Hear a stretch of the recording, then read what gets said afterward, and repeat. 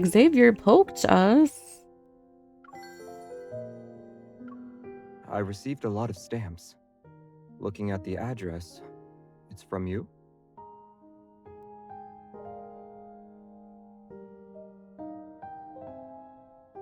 Oh, I forgot the video calls go by themselves.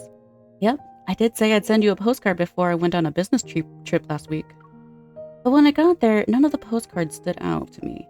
The stamps, on the other hand, were really pretty. So you bought enough to fill an envelope?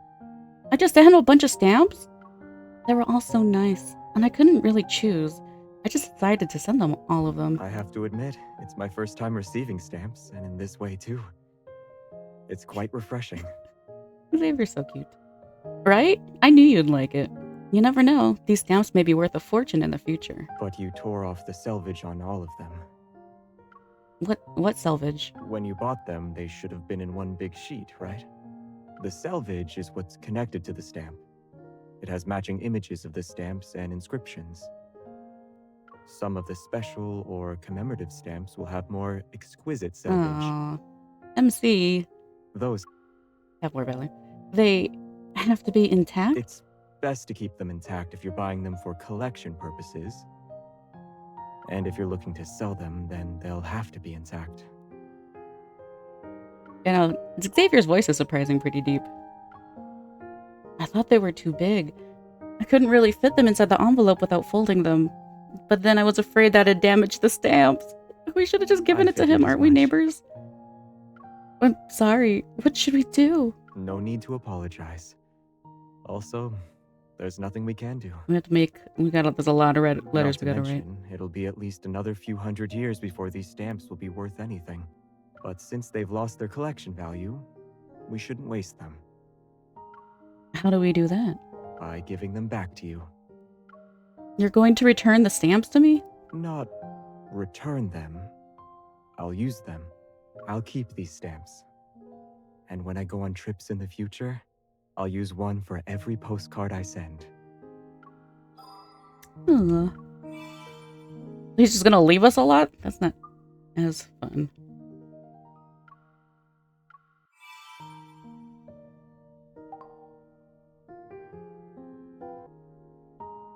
Okay, let's finish the story so we can do the Caleb event. Oh, that's right. Oh, didn't I? Oh, that's right. Didn't I lose this last time? Dang it. All right, let's do this.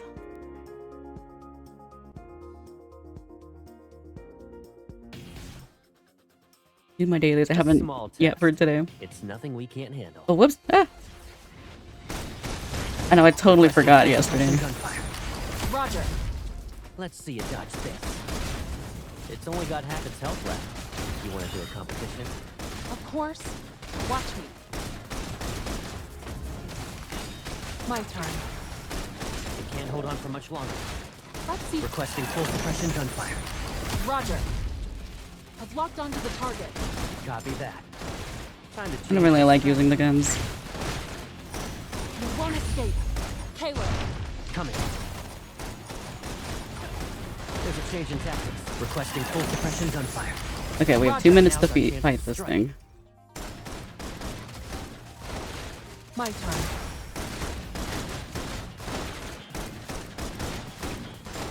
It recovered. We're so far away. Ah, dang it! Let's take it down first. I'm trying to figure out the... There we go. I've locked onto the target. Copy that. Time to show them what we can do. Requesting I should have counted. Gunfire. Roger. Now's our chance to strike. Target is within range. Commence encirclement. Let's end this together. You won't escape. Caleb. Coming. That's not right. Come on, recovered. Let's change our rhythm. Oh, with the 6th boy coming in? My turn. Are we gonna get like a new weapon type as well? Focus fire. I've locked onto the target. Copy that. Requesting full suppression gunfire. Roger. Now's our chance to strike.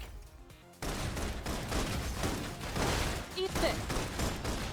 Caleb. Coming.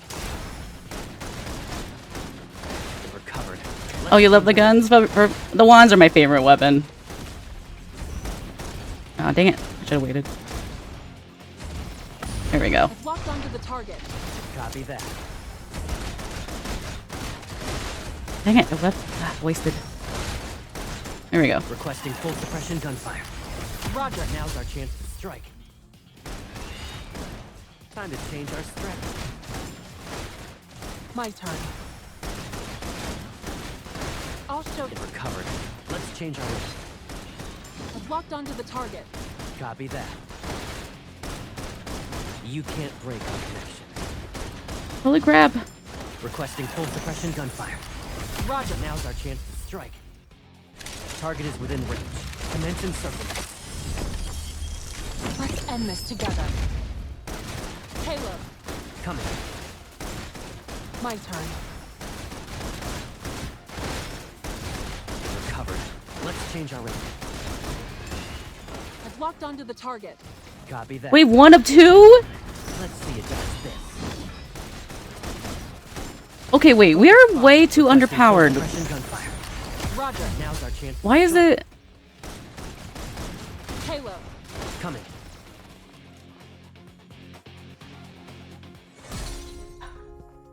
It recovered. Wait. Is this not? I thought it was setting us on default. Like, we just had to have these. Because I don't have any 15...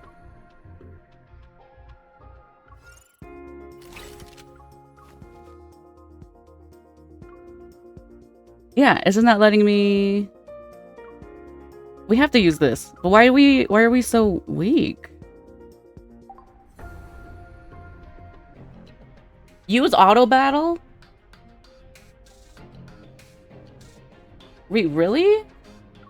It's so boring.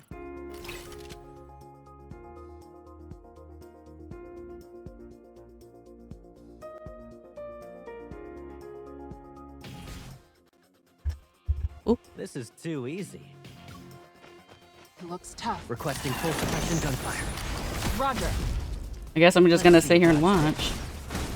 Caleb. Coming. Eat this. It's only got half its health left. You want to do a competition? Of course. Requesting full suppression gunfire. Roger. It was just a scratch. Time to change our strategy. I'll feel the fatal blow. Sometimes I wish you I've locked onto the target. copy that. I'll show you. Okay. Okay, it looks like there's other people, but everyone's like, just do auto. Roger. Now's our chance to strike. Like the auto battle after I get the 3 stars. MC is crap at dodging on auto. Yeah. My turn. Whoop, whoop. It recovered. Let's change our route. I've locked onto the target. Copy that. Target is within range. Commence encirclement. Let's end this together. Now's our chance to strike. Okay, maybe I'm just messing up and it's calling extra reinforcements. Caleb. Coming. Focus fire. It recovered. Let's change our route. Sometimes I wish you'd let me be your shield. Requesting full suppression gunfire. Roger. Now's our chance to strike. I've locked onto the target. Copy that. I don't know. I'll But I show like the you. feeling of the game, so I like playing it. Covered. Let's change our route. Like if it's pretty good.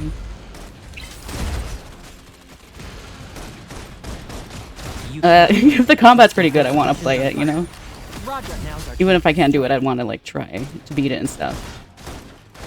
Caleb. coming. Go back. It recovered. Let's But I change our guess rhythm. it's the kill order that I'm messing up. Is it charging up for an attack? You should think before charging in. Target is within range. Commence encirclement. Let's end this together. Let's see you dodge this. Requesting full suppression gunfire. Roger. Now's our chance to strike. I've locked onto the target. Copy that. I like my MC's voice. I've heard some very childlike voices, and it's kind of creepy. Let's change our rhythm. Yeah, it's. I like her. I really like the voice, but because we made it kind of so, I don't know, not just deep, but Requesting also full kind of suppression more. on fire. Roger. Now's our chance to strike. I wanted to give it more like of an airy kind of like Caleb. sound to it. I don't know what the word is, but she sounds very robotic. So my sister who edits, she hates the one RMC's voice. And I'm like, I really like it because I was thinking about changing it a few times, but I like just keeping it, to be honest. What do you see? Oh my god.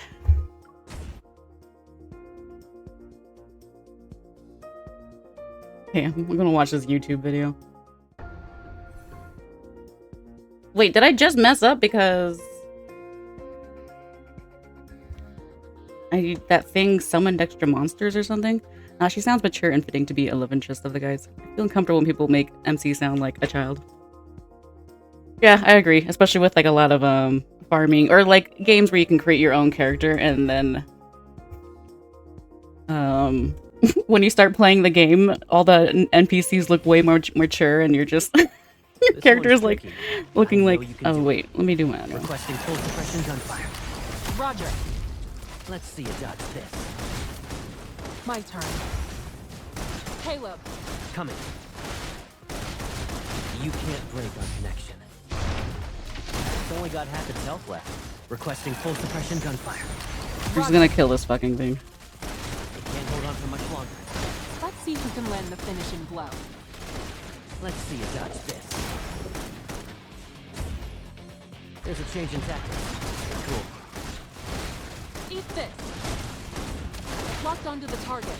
Copy that. There we go. Sometimes I wish you'd let me be your shield. Requesting full suppression gunfire. Roger. Now's our chance to strike. Bring it on. You can't break it. It's recovered already? How tiresome. Ah, dang it! Before charging in. No. Oh, Eat okay. this. I think I didn't press the button. What? Locked onto the target. Copy that. Shit. Let's see you dodge this. Requesting full suppression gunfire. Roger. Now's our chance to strike. Target is within range. Commence encirclement. Let's end this together. Perfect. Okay, that has to be it. The thing had to have like. Oh, we got 3 stars. Oh my god. Okay, everyone was also complaining how they could only get 2 stars too. Okay, I guess it was that one thingy. If it self-destructs, it'll summon more. So after we defeated the thing, there was like 3 more. There's just no way. But yeah, I also hate now like ugly little smiley faces because I can't stop thinking of that too. I'm just like, ugh. Ugh. Could not. Okay, bang. The last wanderer is flattened by an unseen force and scatters debris in all directions. Caleb! Muddy water is everywhere, but Caleb seems unfazed as he brushes aside the damp strands of my hair. Are you hurt? I'm good, but that person is getting away. Caleb holds out his hand, his finger slightly extended. A barrage of stone shards chase after the fleeing figure cloaked in a dark grayish green. Eat some fruit. I'll be right back. A paper bag lands in my hands. Before I can respond, Caleb vaults over the railing and disappears into the night. How did Caleb get here so quickly?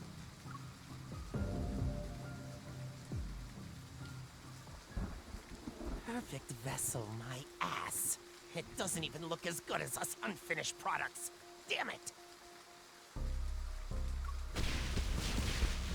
Sharp shards pierce through half of Viper's face, and before he can even cry out in anger, a kick knocks the wind out of him. A powerful force slams him into the ground, which instantly destroys the other half of his face. Oh, damn. I see it's shedding season again, Viper. Oh, he knows him. Bastard! I'll kill you! Caleb increases the weight. Immediately, the crisp sound of something cracking reverberates. Those invisible restraints are like iron that even make Viper's knees creak. You... Stop it! The white prosthetic eye floats into Caleb's hand and is crushed in an instant. Who gave you the right to approach her? The professor said it's not time to go after her yet. I was just playing around with her. It feels as if a swamp is slowly squeezing the air out of his lungs, making it difficult to breathe. There are less than 72 hours before the final cleanup. I'm just reminding you that. If you can't retrieve the protocore fragments, you're done for. Which hand did you touch her with? This one? Oh my god! Caleb was kind of yelled at it. Oh my god, and that's super duper my type, just so we're all aware. He's unfazed by the threat. Click. Viper's left. Oh! I accidentally pressed it. Left hand is twisted. Ah! And he almost passes out from the pain. Tector, it's a bit much. Viper sounds like his breath stings. Please do back off. Dude, for real. Wouldn't you say your overprotectiveness borders obsessive?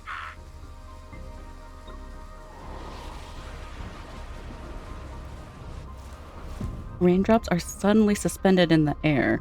They're like countless silver needles that are ready to pierce him at any moment. He can't even laugh. Caleb crouches down. Meeting Viper's gaze, he slightly smiles. Lay a hand on her again, and I will kill you.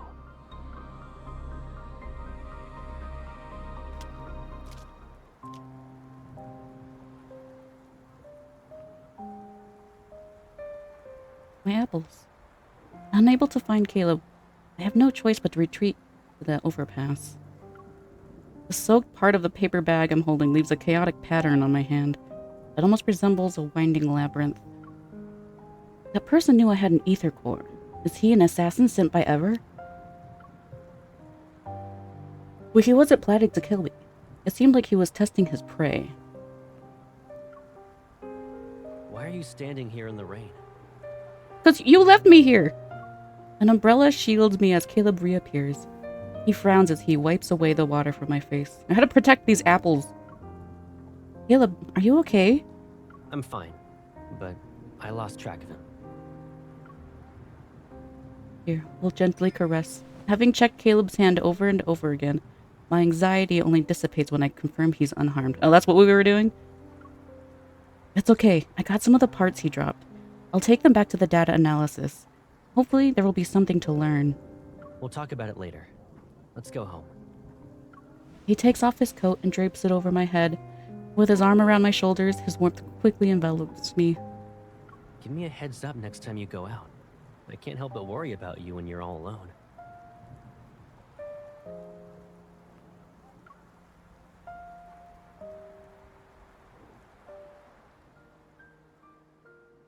Upon returning home, Caleb ushers me into the bathroom. I'm wrapped in the hot water's warmth. After getting out of the shower, I put on soft loungewear, the rain's chill having faded away. In the living room, I can scan the parts and upload the data to my watch. A steaming bowl of ginger soup appears on the coffee table. You didn't dry your hair. Again. Freshened up, Caleb brings over a towel. He sits down on the couch and pats the spot next to me. Come here. I comply and hold the bowl of soup while Caleb towel dries my hair. It's very soothing, and I can't help but narrow my eyes. It's been a while since I received your service like this. Oh, so you know it's a service. And that's why you always plop onto the bed to play with your phone while your hair's still wet. It's because I know you'll help me.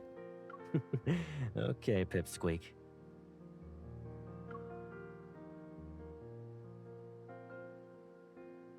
Through the towel, something taps my head. It's not too gentle or too rough. Though, don't you think you've gotten better at drying hair? Have I? I moved out to live in the college dorms. Then I moved again for the DAA after graduating. Looking back, it's been forever since I was really home. That means it's also been a long time since I helped you dry your hair. He tilts my chin before using his fingers to comb through the disheveled strands. There's no rush. We have more than enough time together. Yep. Caleb is so cute. With the promise made, a new thought crosses my mind. What about the Deepspace Aviation Administration? Do they know you joined the Far Space Fleet? What about your comrade in arms? They don't know. And they won't. It wouldn't be smart to have too many people in on this. They aren't required to know everything about me anyway. My phone screen suddenly lights up. I see a news alert about the explosion in Cascade District. Ah, right. Kevy. He removes the towel from my head and walks to the bedroom. I'll grab the hairdryer. Give me a sec. Wait! Aware of the warnings Kevy's parents gave and the fleet's close surveillance of the siblings, I realize things are in a more sinister light. Is it possible Caleb knows something about this? Are Kevy's parents important? I don't want to doubt him.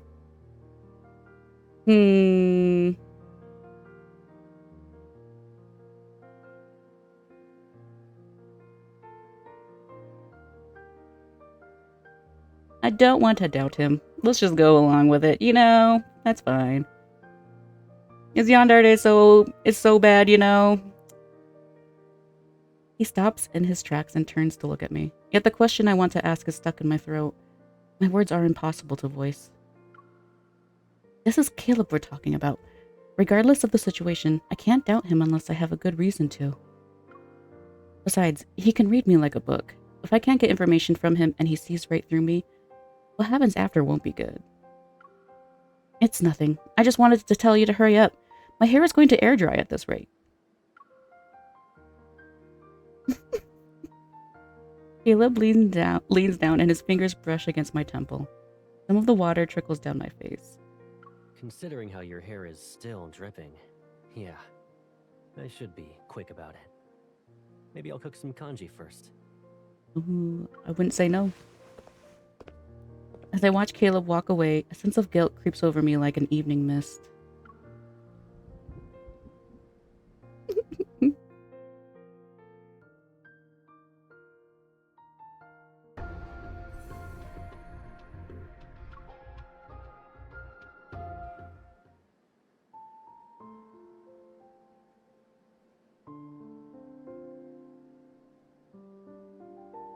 When I wake up the next day, my head feels foggy and my throat is itchy. Maybe it's because I got caught in the rain yesterday. What are these for? As soon as I enter the living room, I stop in my tracks. Boxes of various sizes that weren't there before are now here. Caleb rolls up his sleeves. He sits down on the floor and pieces something together from the scattered parts around him. This place has been empty for too long, so I bought some stuff. Take a look. Do you need anything else? It's okay. I'll only be staying here for a few days. Anyway, I need to go. Why? You don't plan to visit me anymore? No, of course not. I rub my stuffy nose.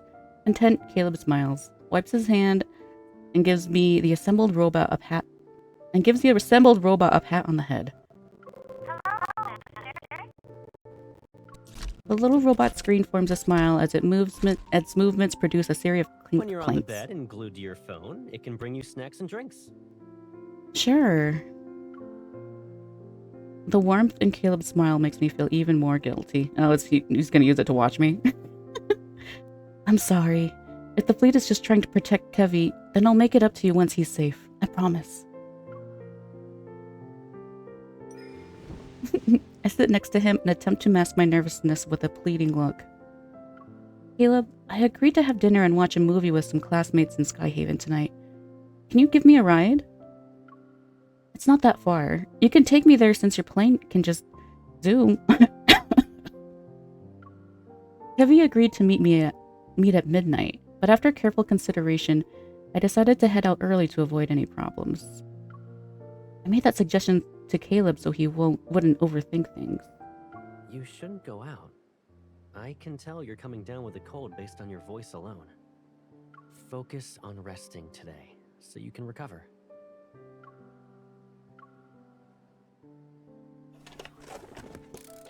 Caleb opens another box and busies himself again.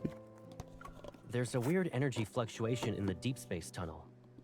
All the Wanderers in Skyhaven are riled up because of it. To ensure everyone's safe, Skyhaven will be under lockdown tonight. We'll be doing a cleanup. Isn't eliminating Wanderers supposed to be a hunter's job?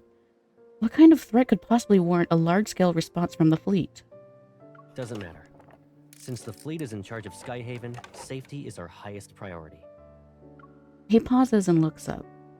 I won't be around tonight, so don't even think about going out. Got it? Oh, that's oddly convenient. But this isn't good. I need to get Kevy out of there. Pretend to give in. I promise it'll be quick.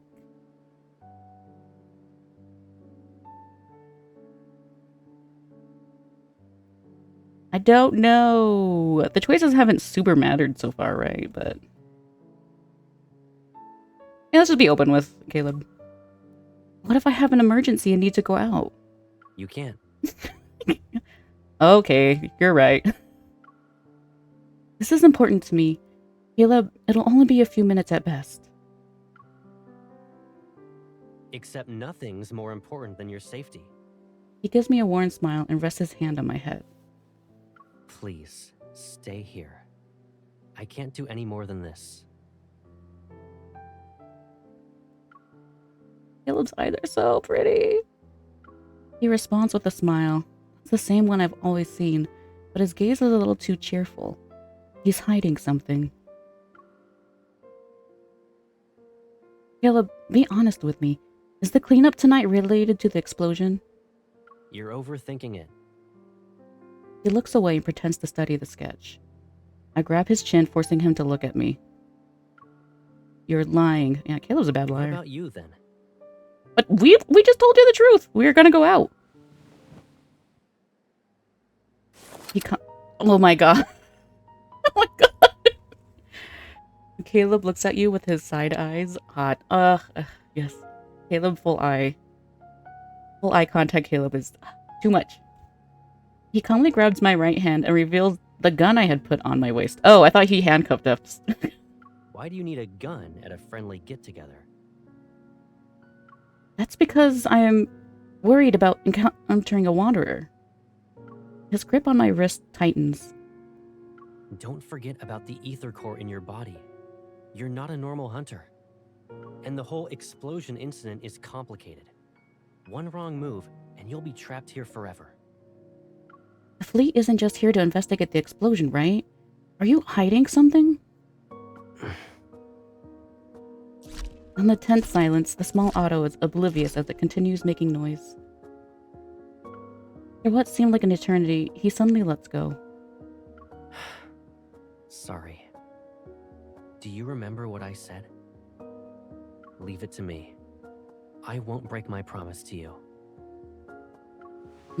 My lips tighten into a thin line, and the increase in my body temperature that I've been fighting hits me. Slowly lean back and sink into the sofa. Let's take a nap now. I'm sorry.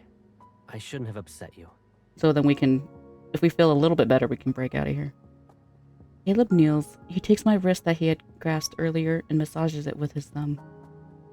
But tonight's operation isn't just a normal patrol. You're unaware of the dangers here.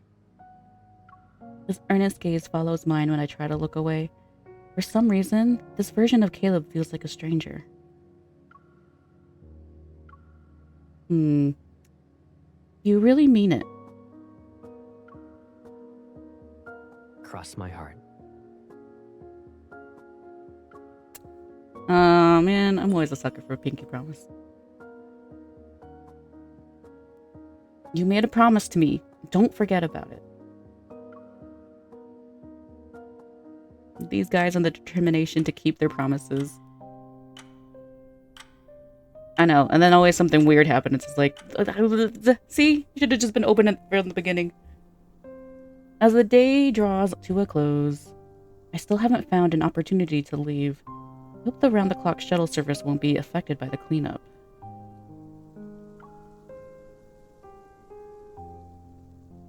Only when my phone gives me a no-service message do I realize how thorough Skyhaven's lockdown is.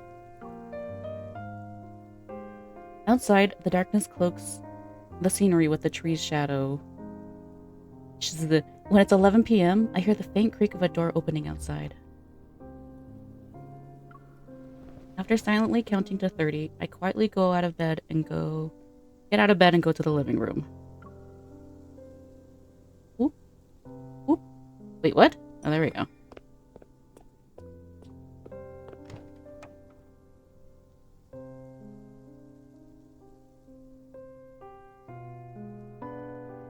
No one's here. Only a single wall lamp illuminates the room, and the furniture's shadows are plastered in the house's white walls. I let out a sigh of relief and try to find my gun that Caleb put away. Looking for something? Ah! Ooh, my god. Caleb in uniform. Caleb, you're still here. Caleb stands behind me, his arms crossed. The light casts irregular patterns on the floor. I was about to leave. Go ahead. I'm getting something to drink. A cup that's filled with water floats over to my side along with 2 white pills. You were coughing a lot during the day. Did you catch a cold because of yesterday's rain? It's just a small cough. Take some meds before you go back to sleep. His gaze is calm and gentle, showing no signs of discontent. It's as if my pitiful lie fooled him. Okay. I won't let him worry about me tonight, at least. I put the pills in my mouth and wash it down with the water. I have emptied the cup in one go. The ticking of the clock, second hand echoes in the dimly lit room, emphasizing the silence between us and our mingling breaths. Without thinking, I avoid his gaze. I hesitate for a moment before heading back to the bedroom. Good night. Good night.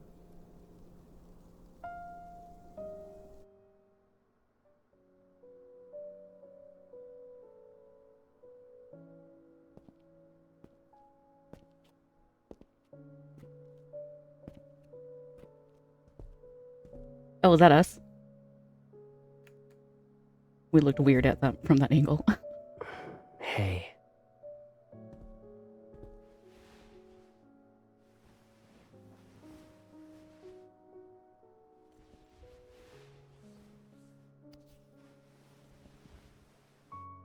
If I kept you here with me like this, would you think I'm being too selfish? Oh my god. But it's only us now.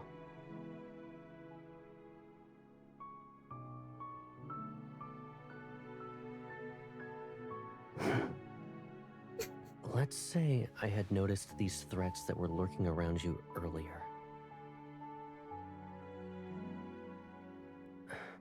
Knowing then what I know now, none of this would have happened, right?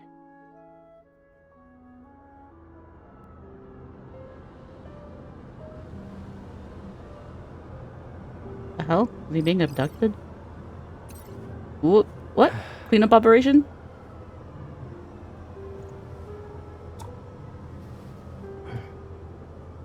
Don't worry.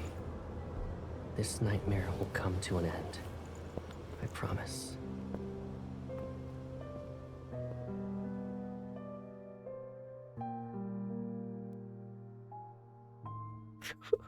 Is like really nice, outgoing person, and then they're actually on it is super one of my faves. Ooh, Caleb is so cute.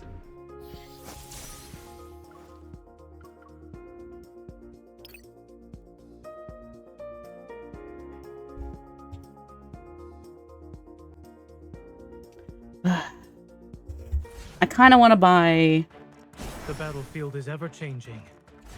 more stuff so we can get For its next move. more energy to level up Caleb and stuff. It's your turn. It is you. But Now's our chance. It is falling apart. also I don't. Make sure to dodge the attack. Yeah, Liu Lang is freaking hot. He is looking A fine. hard-earned victory. This is what a battlefield is like.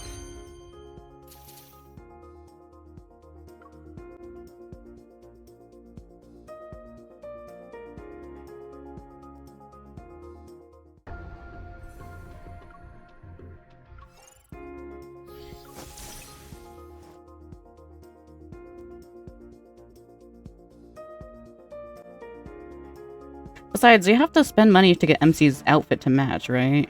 The battlefield is ever changing. I don't know. It's your turn. No problem. Okay. Well done. It's over. What? Be ready for its next move. It's your turn. It is weak. Now's our chance. Keep your tempo. Eat this, Dr. Zane. Fall back. My turn. Eat this. A hard-earned victory. This is what a battlefield is like. Oh my gosh, this stuff is so much easier.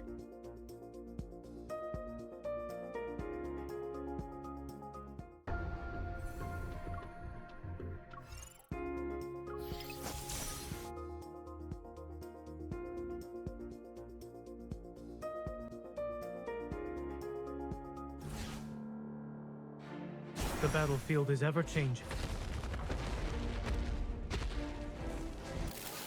Petrol Golem. This is dangerous. Look after your. It's your turn. No problem. My turn. Keep your distance from it. Ah. Things are getting more challenging now. Watch Oh out. my god! I'm okay. Let's take it. Let's go. Okay. It is weak. Now's our chance. Victory is within reach. It is falling a hard-earned victory. This is You what can a battlefield pay is like. the top up or save the game gems each time you buy the monthly pass. That's how you get MC's combat outfits. Oh, okay, that's a good idea.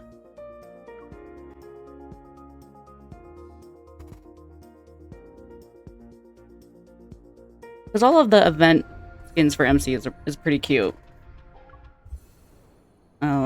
I just really don't like our default outfit. I would have actually bought one of the outfits if we could wear it. If we could swap it out with the default outfit. And it's not even that I don't like the midriff showing or anything. I just don't like corsets that are casual or kind of looking, you know. Off into space. Mission's over. But hide the blood on your sleeve before heading inside. Since you're a grown-up now, I won't cover for you this time. No, stay where you are. Caleb!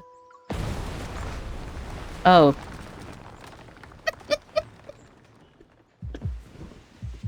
I was preparing myself for it this time too.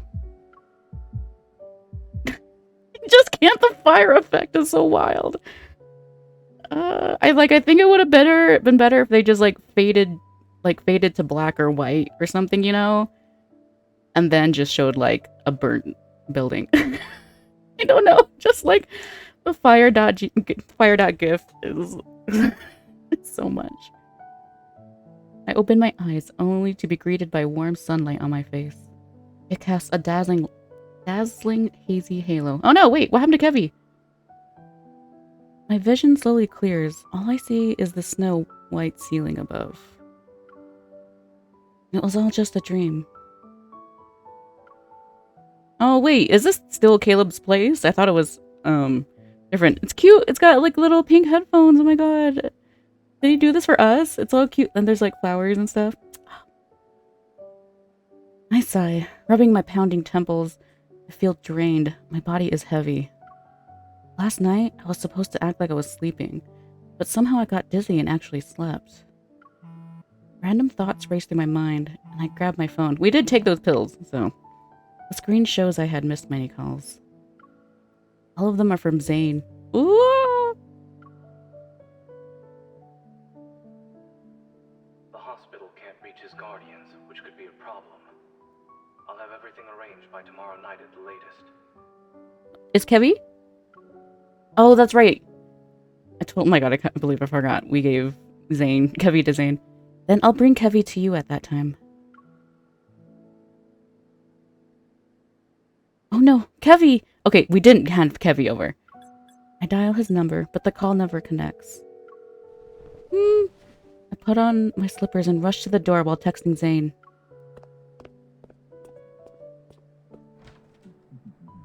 Oh my gosh, I would be sick if we forgot a little boy, and also because we didn't call Zane. If Zane was up worried about us. Oh my god.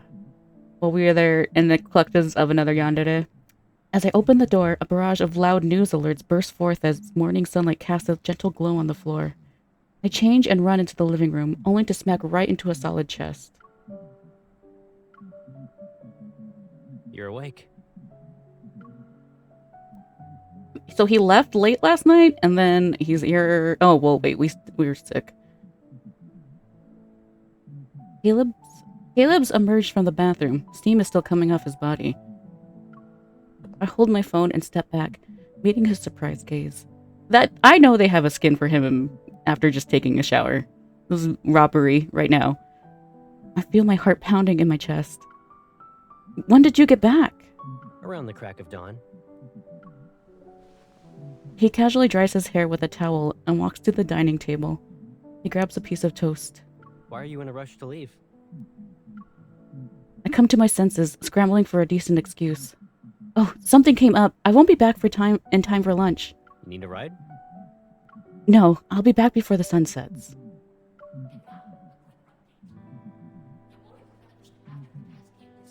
No, no.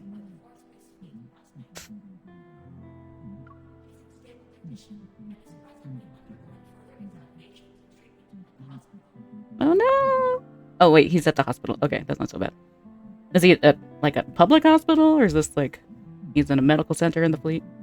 I freeze, staring somewhat incredulously at the screen in the middle of the living room. That missing kid has been found? Yep.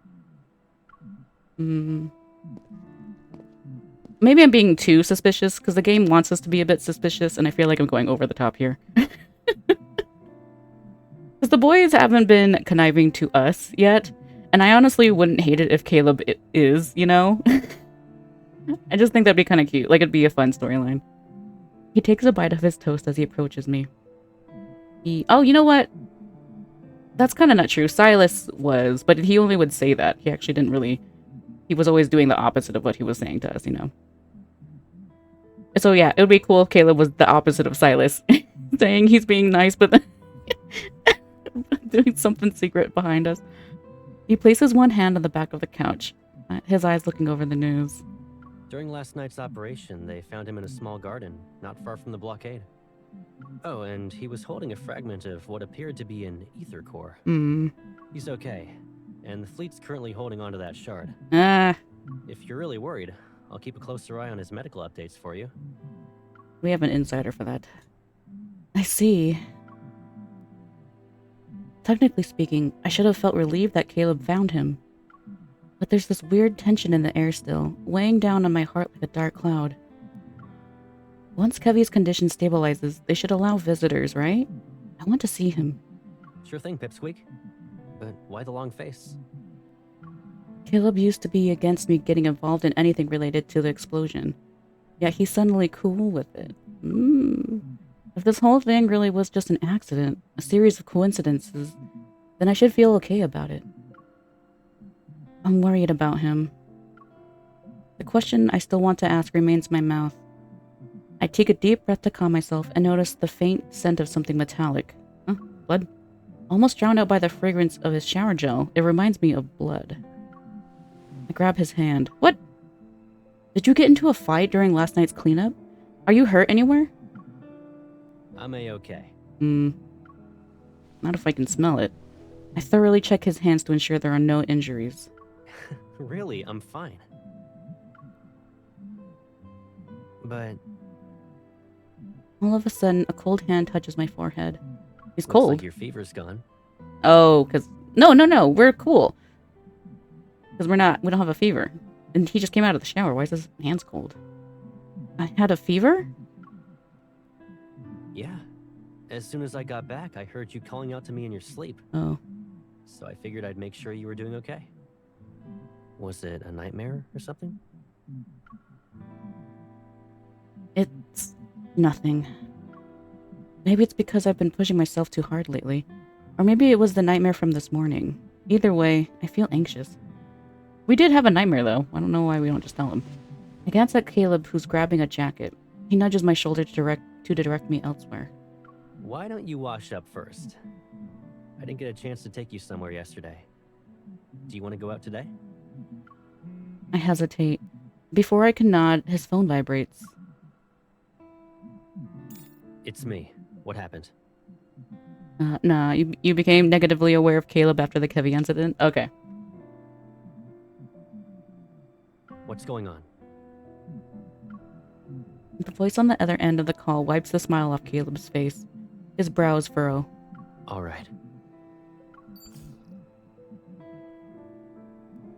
What's wrong? Mia passed away.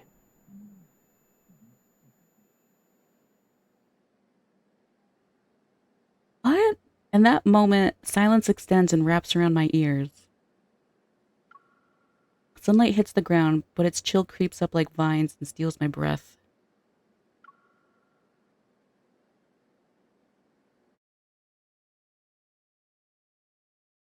Oh my god. I'm kind of looking at my avatar and it looks like I'm smiling every time I open my mouth, just no matter what. Even when I... Technically, this is no smiling. But it still kind of looks like I'm happy about it. No! What the heck? And this, I actually cried when I heard that news. This is... Yeah. I was kind of feeling bad for Caleb when he did that midnight thing, but this is wild. Oh my god. According to the documents I read, Mia went into septic shock because of her burns. They couldn't save her. Zane examined Mia's emergency treatment records, which perfectly matched the fleet's public statement. Oh, was that also one of the reasons Zane was calling us last night? Oh, no. Zane wasn't in charge of Mia, but he's confirming that the fleet's public statement is not a cover-up. The medical records are too thorough. It's almost as if they're hiding something. Besides, no one actually witnessed Mia's death. Oh, okay, never mind. So maybe it is still. After the academic conference ended, Zane retrieved a classified file and departed with the medical team. He took these mysteries with him.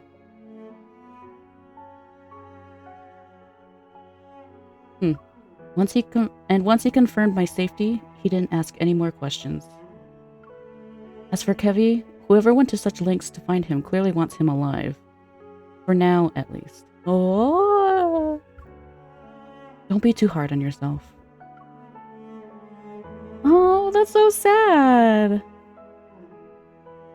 That's so sad. So the same night.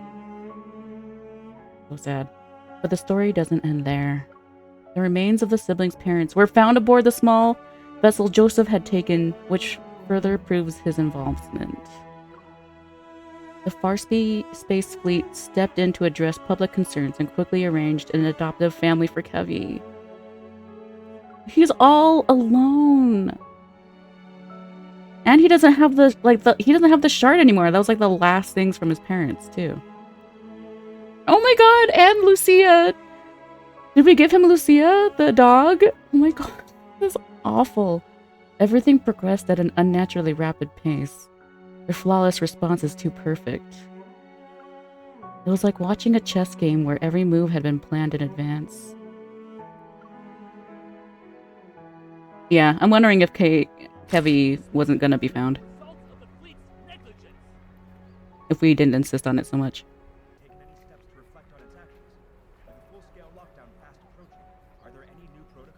Yeah, this is pretty quiet. Should I read it?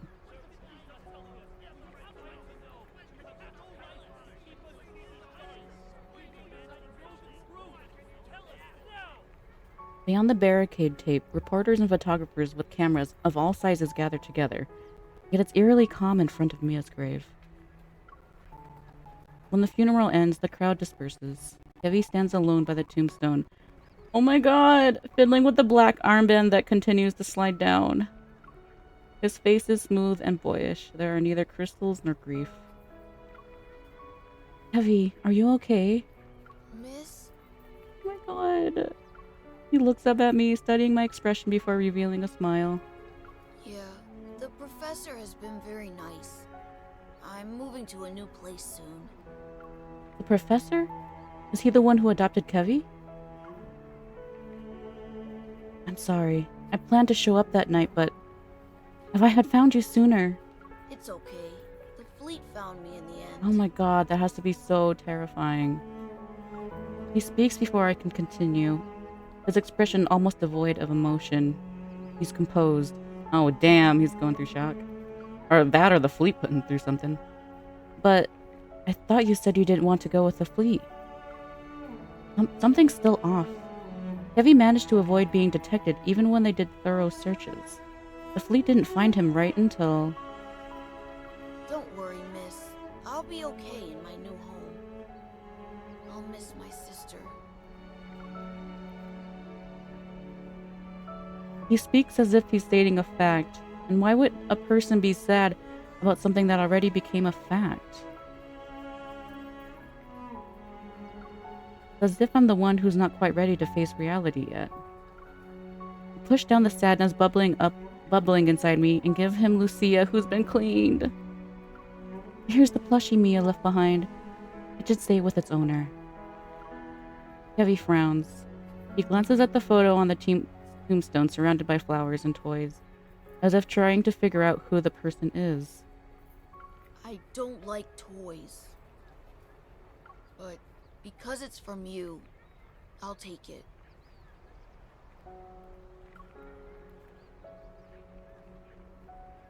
This is wild. Okay. This is like, it just got so wild. The confusion in his eyes only lasts a moment.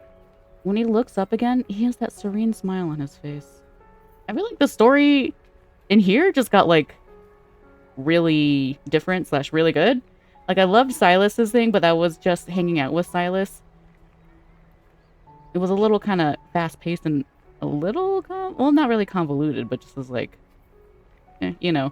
But this is like a big, like, mystery, what the heck is going on thing. Oh my god.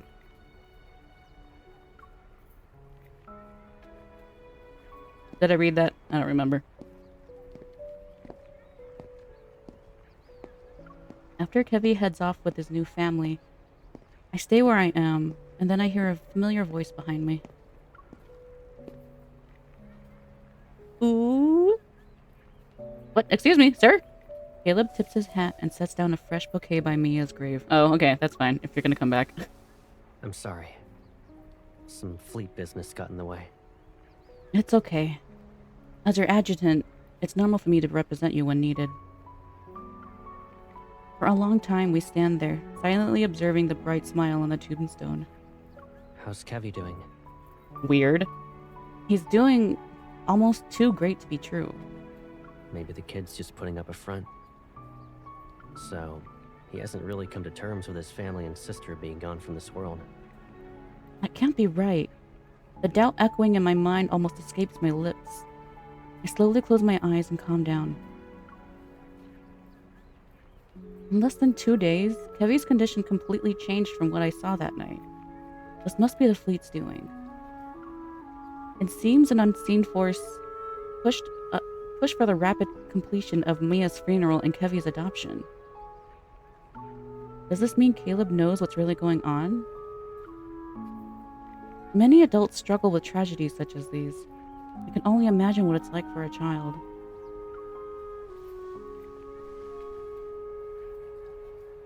Did we not go through that too? Picking up on what I'm saying, Caleb gives my shoulder a comforting squeeze.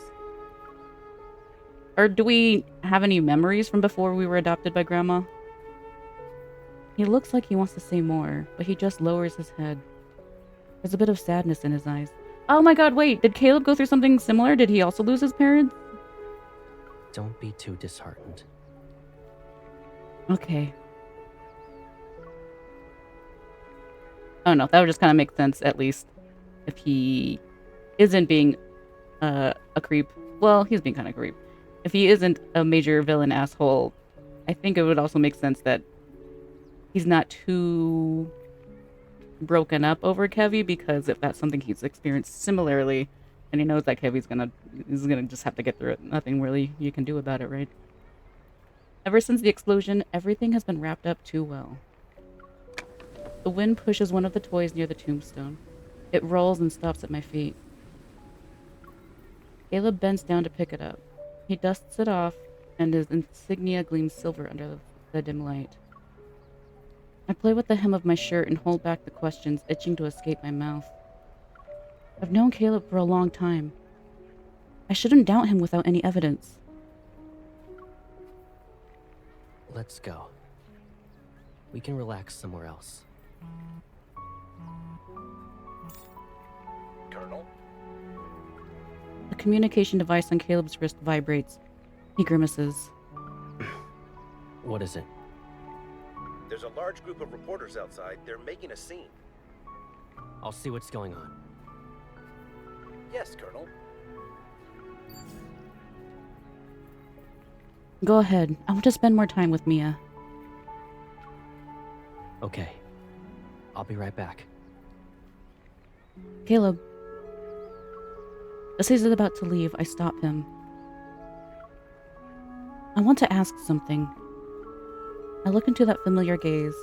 Letting go of the hem I've been clutching, I smile at him. No matter what happens, I can always trust you, right? Of course. He moves his arm, seemingly about to ruffle my hair. Yet he stops and instead pats my shoulder. He doesn't want the dirt on his hand to get in my hair. Wait for me.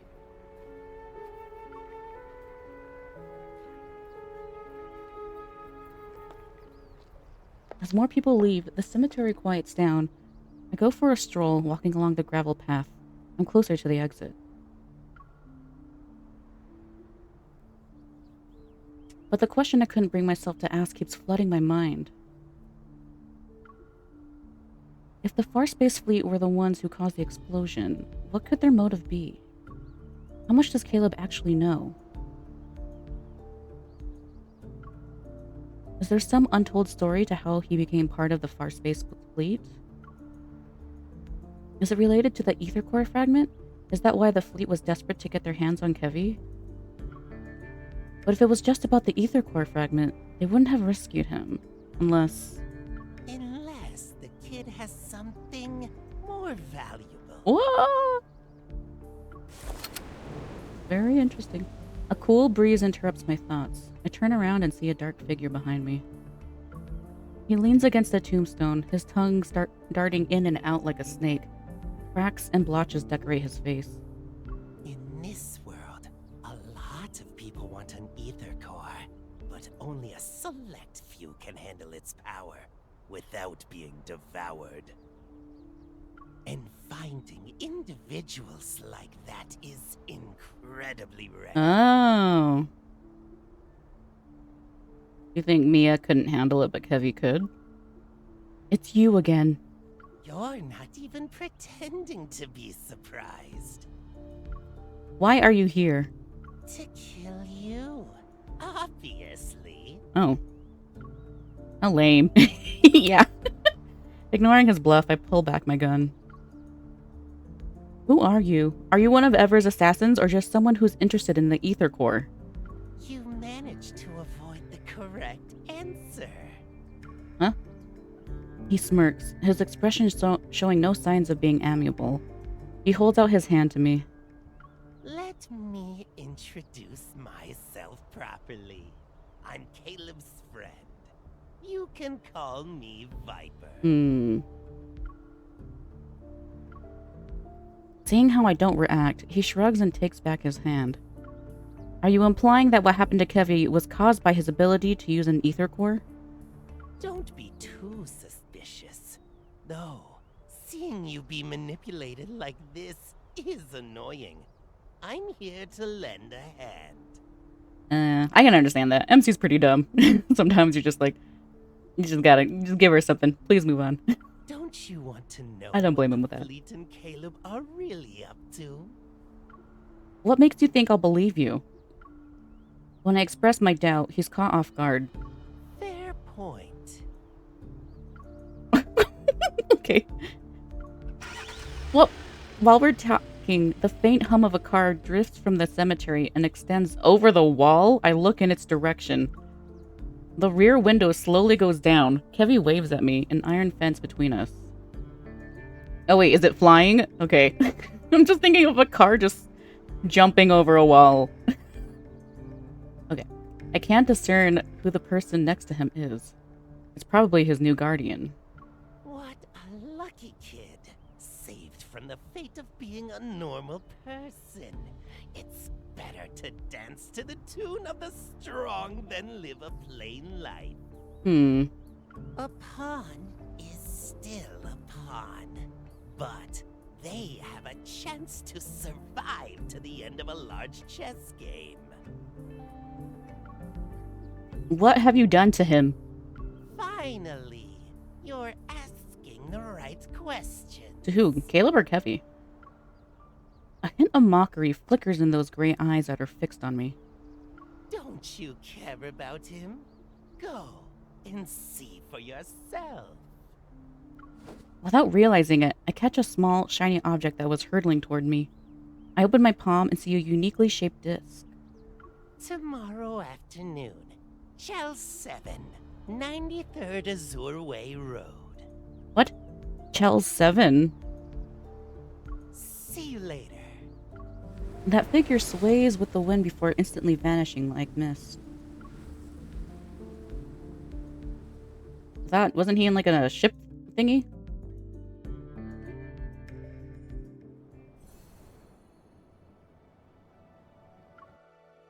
This has got super weird. Chell 7, 93rd Azure Way Road. A beautiful and secluded villa sits in a white veil. It's impossible to tell whether the building is surrounded by mist or flowing clouds. The signal jammer Viper gave me allows me to silently scale the back wall and enter the courtyard.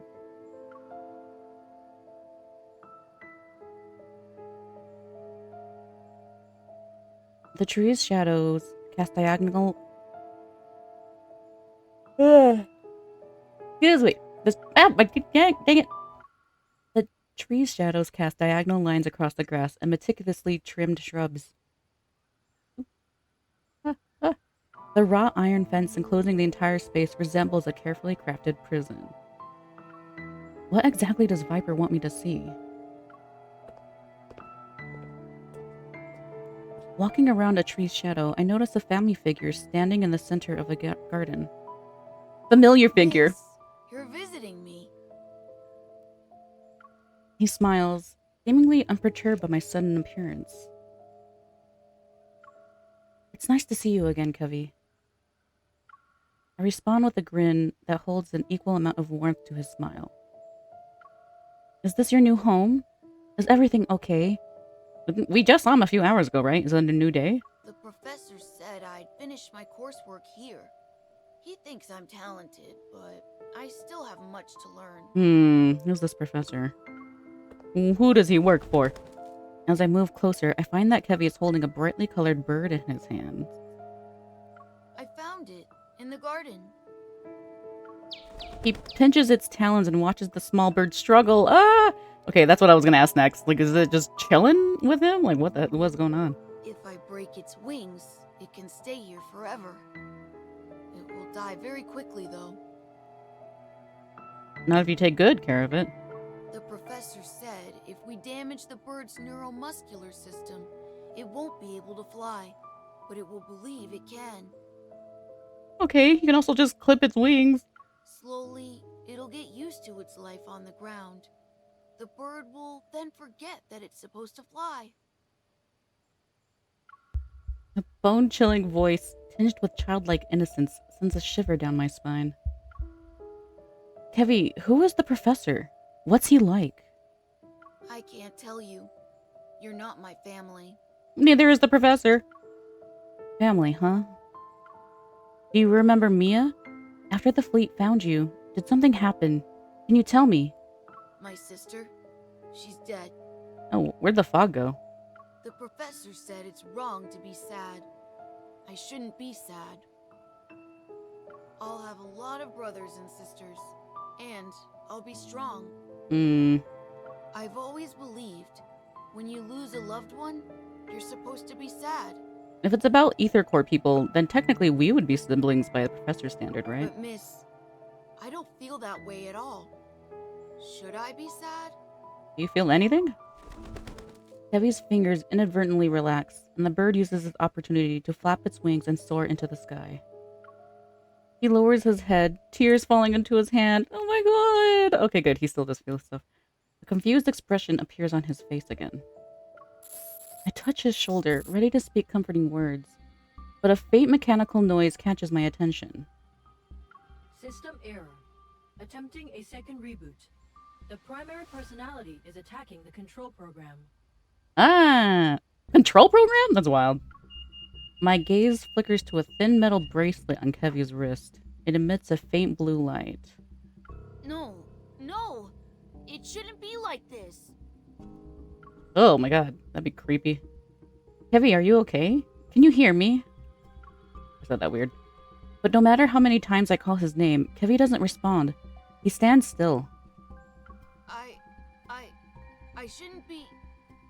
I shouldn't forget. Being controlled emotionally from an electronic, I feel like would be super upsetting. I don't know. I just feel like drugs wouldn't be as upsetting as this electric thing. Like Heavy still being able to think kind of in the back of his mind and trying to fight to be free. That's something that would freak me out. Ugh. His sentences are fragmented. It's as if some program is taking over his mind. The chip. Rereading. Inputting memory. In the blink of an eye, his gaze focuses on me again.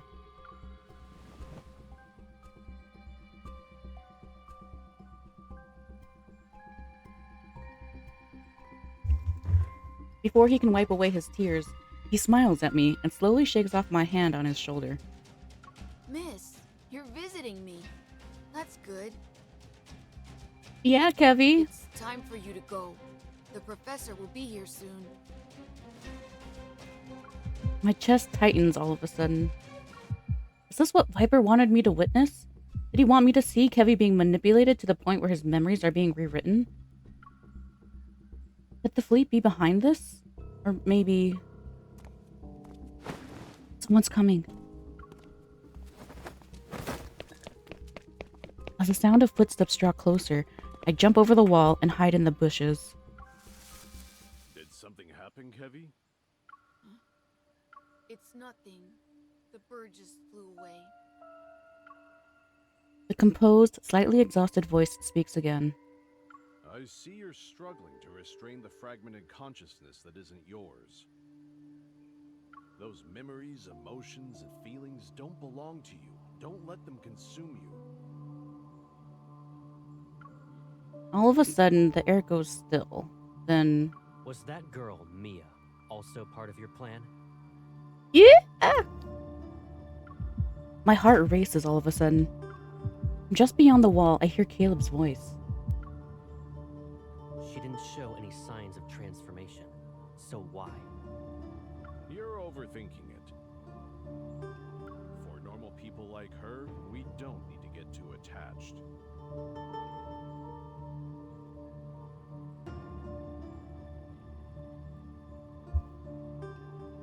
Letting your emotions run wild and blaming yourself for every little mistake, it will only hold you back. I'm thinking. This is my thinking. Silence. Caleb is here. Okay, yeah, MC. Feels like I've been splashed with cold water. A chill runs down my spine as I try hard to stay calm. How is everything going on your end?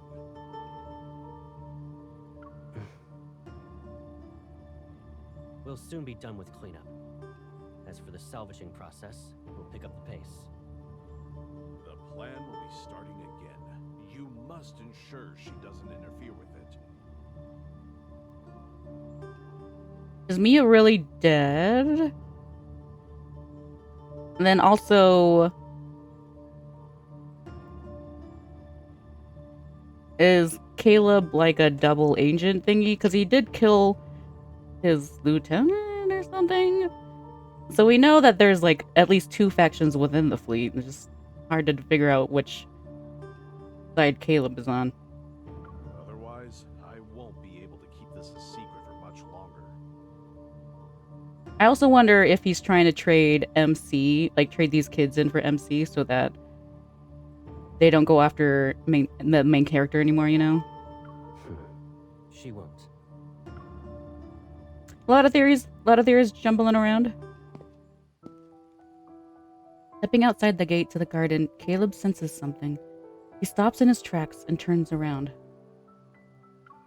As all the windows lining the corridor reflect the reddish sunset as they converge at a single point. I think that would make sense for that the boys could sense us because we can do that thingy, that harmonized thingy, when we fight. What's the matter? What? It's nothing. The fleeting figure appears to be a trick of the light. He averts his gaze, observing the layer of fog which cover the outer wall. Layers of fog that which cover the outer wall. If that day truly comes, and she discovers everything, I'll keep her hidden. She'll be in a place where no one can find her. Those could mean a lot of things.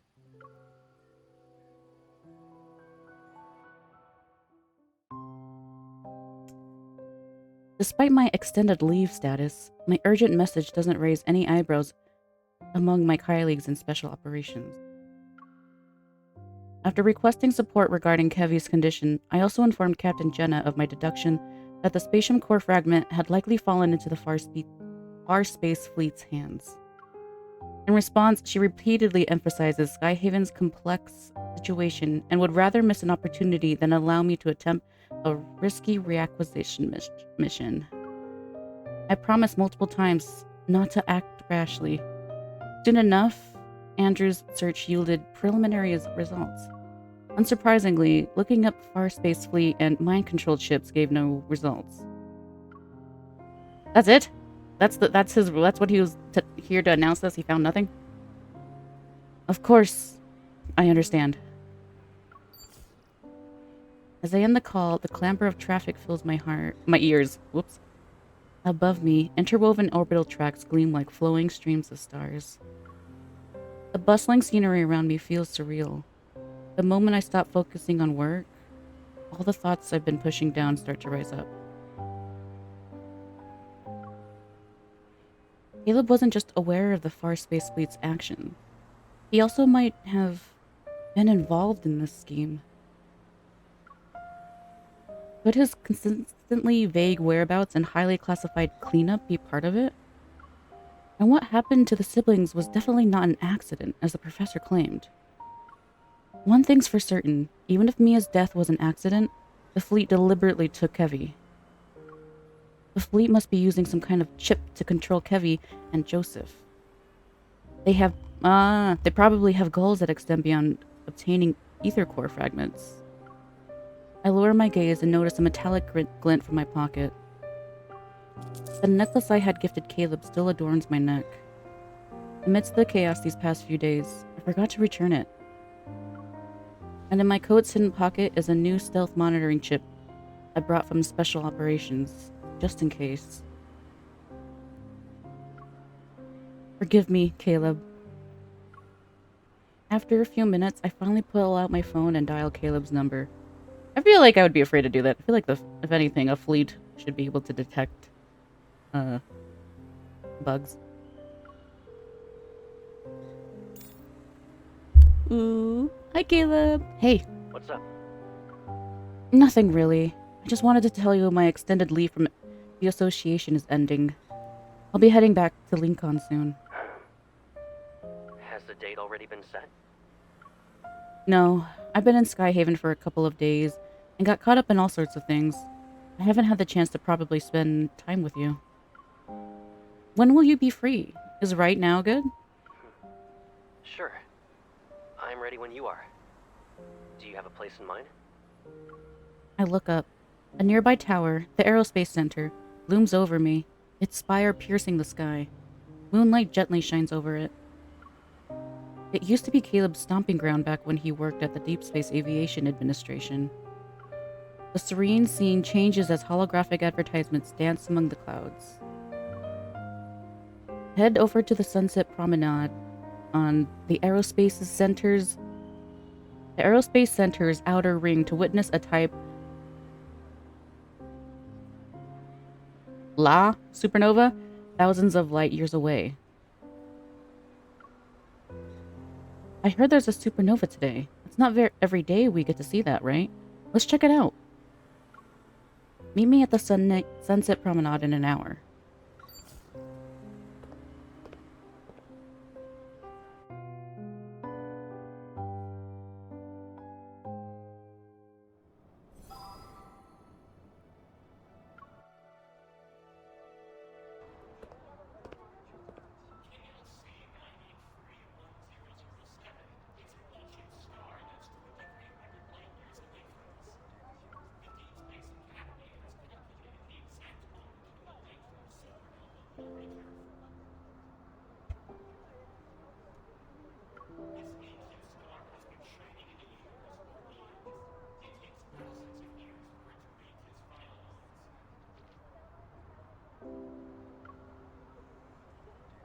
As night descends, the ring-shaped net encircling the tower glows like a planetary ring.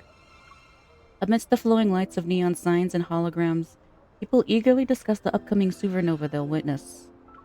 What will happen to the big star, Mom? Maybe they'll... I'm not sure. I'm sorry, honey. A memory that lay dormant for so long awakens and envelops my thoughts.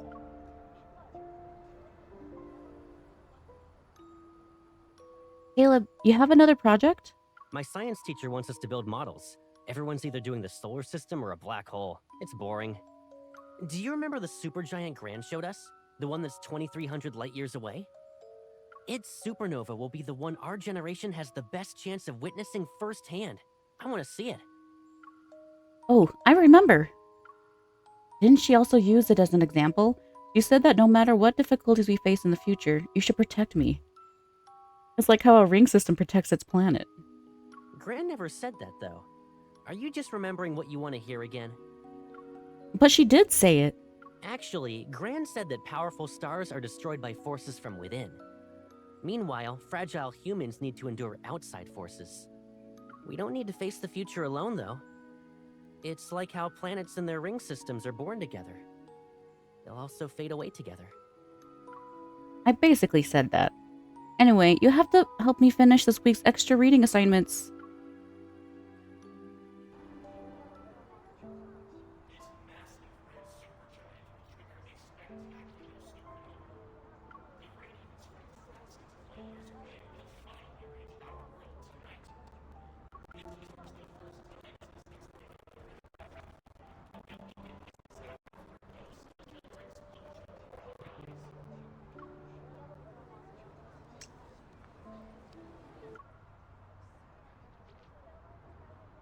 Yeah, so this technically, that means that the stars technically are destroyed. We're just finally able to see it now, right?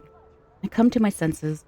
This place is crowded, and everyone is trying to find the best spot on the Sunset Promenade. Someone steps on my foot. As I try to step to the side, I lose my balance and stumble into an unexpected embrace. Sorry for the wait. A hand grabs my wrist. I look up and see Caleb's slightly amused expression. Caleb. In Skyhaven, you can catch a glimpse of cosmic wonders every now and then. Though this is the first time I get to see a supernova. What? Why are you looking at me like that? Why is he acting like nothing happened?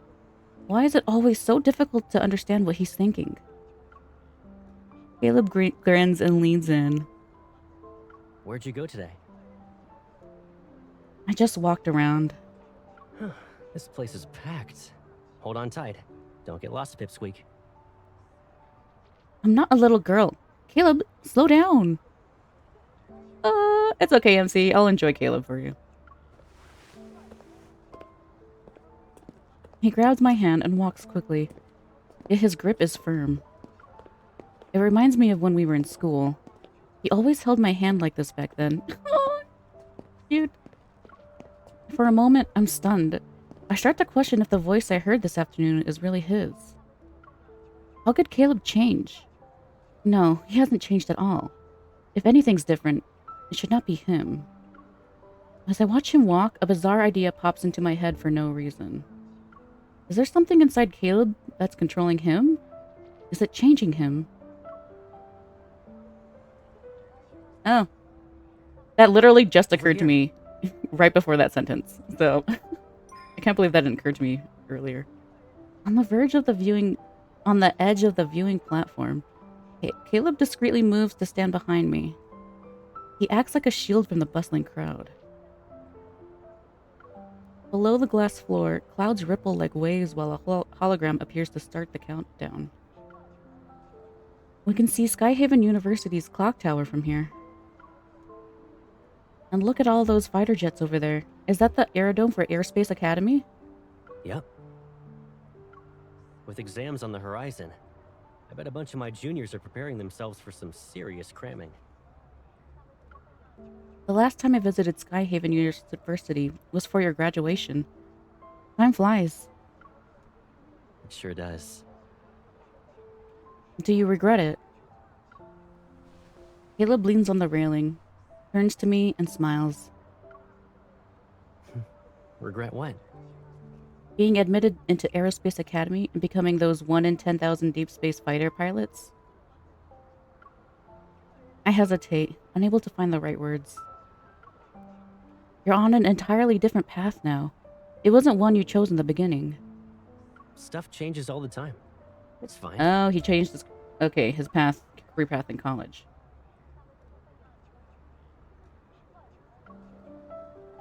What about you? When you were a kid, you nagged me about using my evol to hold you up high. You even insisted I launch you into space. Okay, so they have their evil even when they're kids. Do you still dream about exploring the universe? That's just nonsense, kids say. Caleb raises his head. There's a fleeting sadness on his face. I almost wonder if I had imagined it. No, that was kind of mean. The shelter. I remember you said your home was beyond the stars. But we couldn't even get past the walls and barbed wire. We were at the shelter together. Okay. Yeah, the teachers always said the outside world is dangerous. We were too little to go out. Though, when you're cooped up in one place for so long, the outside world can be more appealing than ever. Yet all we could do was hang out on the rooftop and count the fighter jets flying past us. I once asked you about why they would crash, and if the old railroad by the shelter led to the sea. The fighter jets crashed because they got attacked by wanderers. As for that railroad, at the end of it is a patch of weeds. We'll figure out everything about this world. One step. Oh. Really? I'm starting to think some people's hearts are more mysterious than the world itself. Like you, for example. You're a walking vault of secrets right now. I can't tell if my thoughts are written all over my face to the point where he can see everything. I look into his eyes and hope to receive an acceptable response. Well, Pipsqueak, since you're interested in secrets, there is one thing. Which is...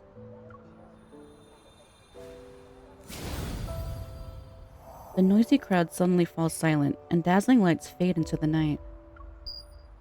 The hologram's light continues to glow like water. Only the countdown remains. He grins at me, his voice as serene as a passing flock of birds. It's starting. The people around us look toward the sky, but his gaze remains fixed on me. I almost lose myself in his eyes. After a moment, I find my voice and flash him a smile. Oh, right. Close your eyes. I have a surprise for you.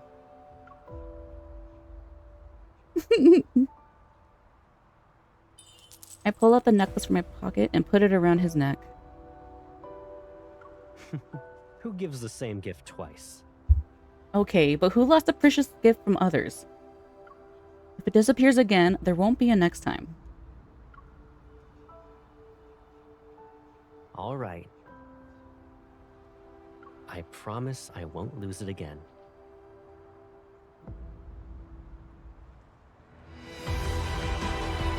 Suddenly, a distant ringing in the sky.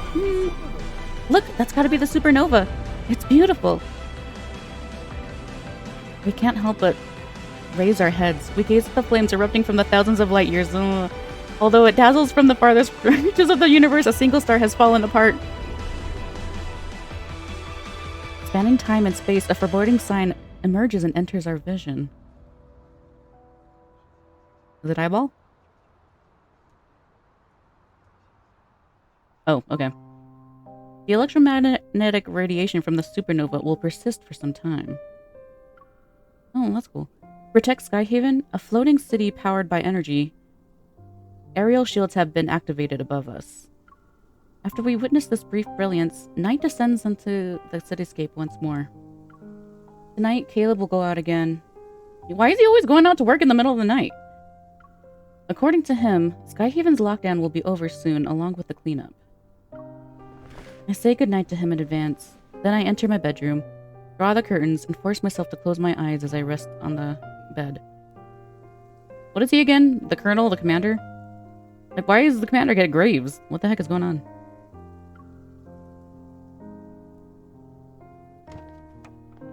In these dark hours of the night, I eventually hear the door being pushed open.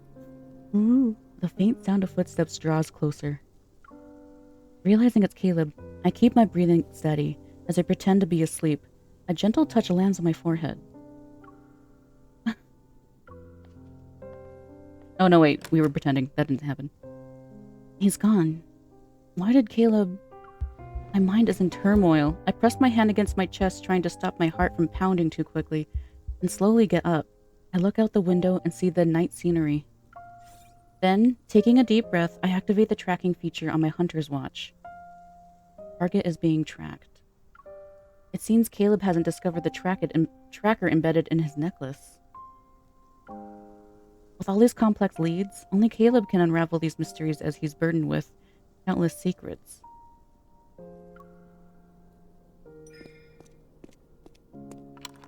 When I tried to leave, I noticed the door doesn't budge. Did Caleb intentionally lock me in the house?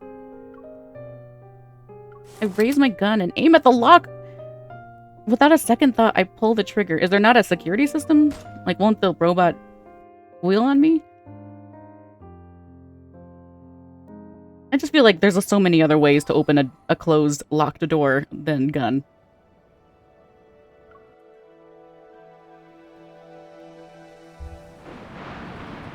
It's raining! Flares illuminate the night sky. They're bright enough to make it seem like daytime. Meanwhile, destroyed streetlights sway in the wind. 2 to 3-story steel structures cast looming shadows on the cracked pavement. A palette of dark, cold hues surrounds them. Amidst this desolation, the only source of vibrant color is the orange barricade tape. How can there be a place like this in Skyhaven? The thick, wild grass covers the ground, a testament to the years of having been abandoned. Yet these pieces of metal shine as if they're new. Beyond the bars of steel, the faint outline of various aircraft hint at this place's history. The signal from the necklace abruptly vanishes here. There must be a signal jammer in this area. Test Site 5 has completed. We will now advance to the east zone. It's so quiet. Test Site 5 has been cleaned. We will now advance to the east zone. What was that? What was that? Quickly now. They won't find us here. Hell yeah. Escapees. Jailbreak. Before I can react, I'm pulled into a makeshift shelter made from discarded equipment. Oh, to someone else? It's just the rain. We need to keep moving. I turn around to pull up my gun, only to see... Kind of late. It was a little late. Only to see a young girl's face illuminated by the light reflected off a petal. Crystals adorn her skin. She wears a thin dress, but she's unperturbed in such cold rain. In the distance, officers wearing Farspace fleet uniforms move closer. They're armed and on high alert. Isn't it weird how these monsters are getting more aggressive? The contamination levels here are extremely high. They're practically indistinguishable from wanderers now. Stay frosty. Stay frosty, I say to my This batch comrade. of specimens is on the brink of transformation. Salvage value at 0%. Requesting confirmation to do the cleanup. Are they making wanderers? Maybe not intentionally making them, but... Specimens. Is she one of them? The crystalline growths on the girl's body are similar to Kevy's, but far more severe. She is almost completely transformed into one of the monsters from N109 zone.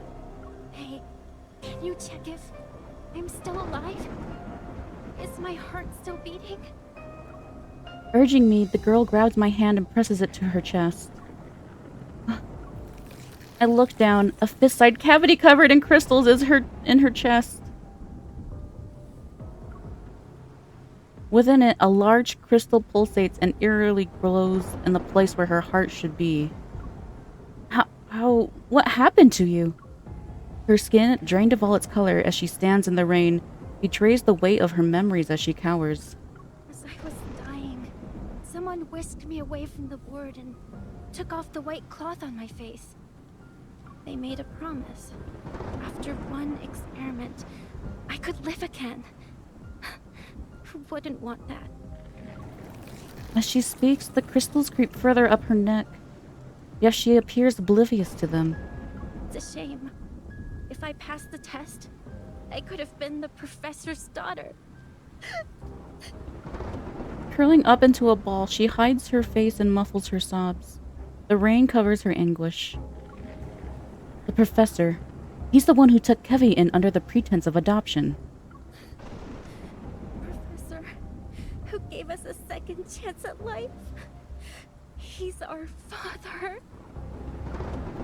Now I know for sure he was the one walking next to Caleb at that villa.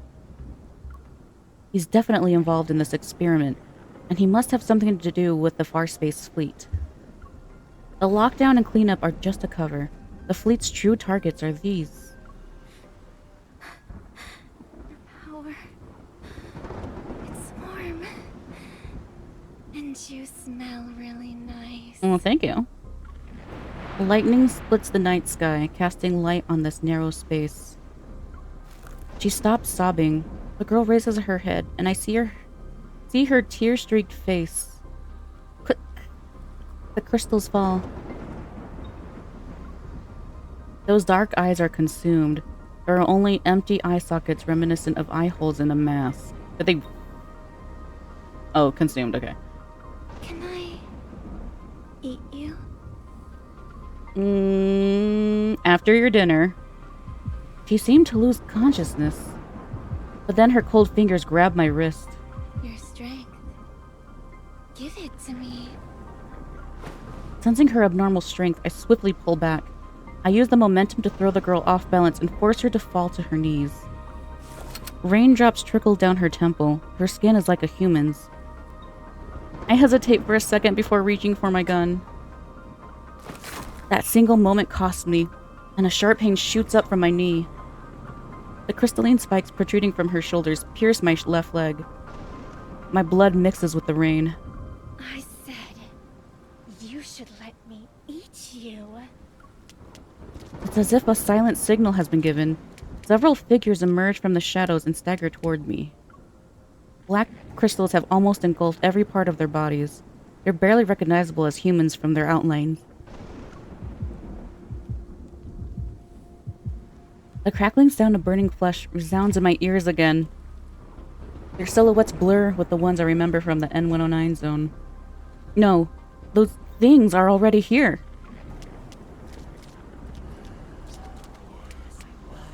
They're all here for the ether core? As they close in, I have no choice but to fight through the pain. I push the girl away, holding my gun. I struggle to stand. Bullets cut through the rainfall and pierce the legs of two figures at the front of the group. However, they don't stop. Gritting my teeth, I aim for the shoulders of these people. Another shot rings out and the girl's twisted convulsions come to an abrupt stop. But I couldn't pull the trigger. The figure before me dissipates into energy particles. It's similar to how a wanderer disintegrates after death. I found the missing specimens. Stop them. Several lights shine harshly, and I hear the synchronized sound of guns being drawn. A bullet whizzes past my ear, yet those people who have been shot multiple times continue to lunge at me. Amidst the howling winds, the space in front of me distorts. A vortex appears, sucking in and tearing apart 2 or 3 looming figures. Ooh. What is that? The rain stops, and the smoke from guns and crystal particles appear to be suspended in time. Whoop, whoop! Through the veil of raindrops, an indifferent face gradually comes into focus. Raindrops are deflected away. Caleb. I was in place. I don't know if I should call out his name. What are you doing here? Midnight snack. I should be the one asking you that. I bite my lip before speaking in a more serious tone. These monsters and wanderers are actually what you're cleaning up, right? He takes a step forward and seizes my wrist with a lot of strength. Now do you see? In this world, there will always be people who want your power. In a dance of light and shadow, his expression remains indiscernible. And before I can open my mouth, the cries of wanderers fill the air. I avert my gaze. The remaining figures struggle against the vortex, and the metaflux slowly dissipates. As the wind screech, the energy particles coalesce into a large wanderer. It roars before advancing towards Caleb. Caleb, be careful! You're the one who needs to be careful. Okay. With a stern expression, he grabs my shoulder and pulls me behind him. Are you trying to prove you're strong enough to trespass into restricted zones by yourself? At night? Is now the time to be coy? You should only do that sort of thing when you're not throwing yourself into danger.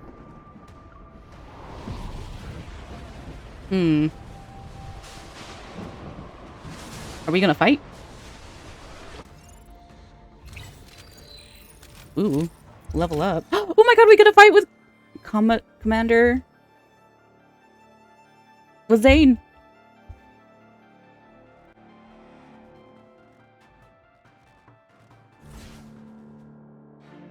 You're still injured. Leave this fight to me. Oh, I am injured. The Spira. Oh, we can't, whatever it's called. Oh. Eat this. It's okay. You still have me. My turn. Caleb. Dang it. Worries. Keep attacking. Damn it. I was trying to get close enough to where it could. Hurt? We'll get it checked out later. I'm fine. I won't let you get hurt again. It's only got half its health left. You want to do a competition? Of course. Wait for my signal. Fire. Now's our chance. Oh! I'll show you. Can't hold on for much longer. Once we take out the repulsion core, it won't stand a chance. Requesting ambush. Looks like we're perfectly in sync. This is cool. This is fun. Step back. Keep yourself safe. Time to play peekaboo with the rock spikes. Hide behind it. I'm behind it. Oh shit. It's okay. You still have me. Time to show them what we can do. Eat this. Yeah, let's just do it. Target has entered the containment. Next target. Positions locked. Okay, I really like the skin in these. Fire. Oh my god, okay, this might be... I might like this more than the, I won't let you get hurt again. Wait for my signal. than the event Caleb going on now. Oh my god. Time to play peekaboo with the rock spikes. Hide behind it. Oh. If you What? do it again, it's okay. How was that off? I have to remind myself I need to do it a second before it actually. Bring it on.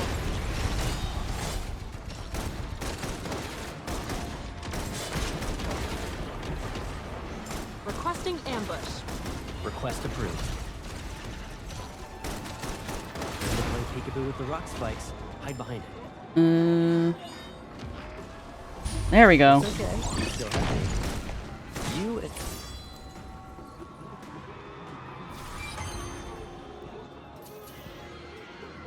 Whatever. Okay, HP is whatever.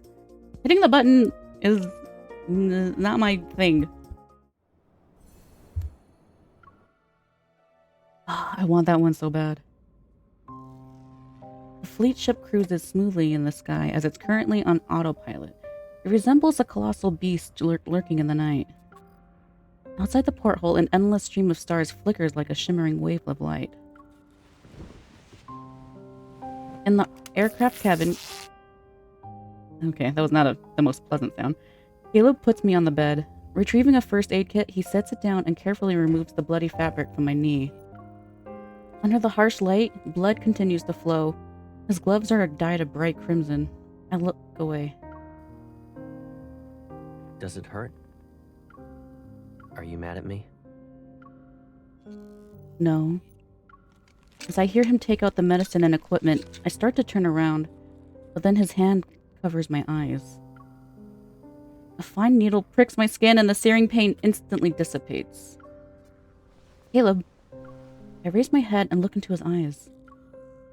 The explosion in the Cascade district was just a convenient excuse to justify the cleanup. Then there's Kevy and Mia. Whoop. Those were manufactured accidents, too. What have you been doing behind my back?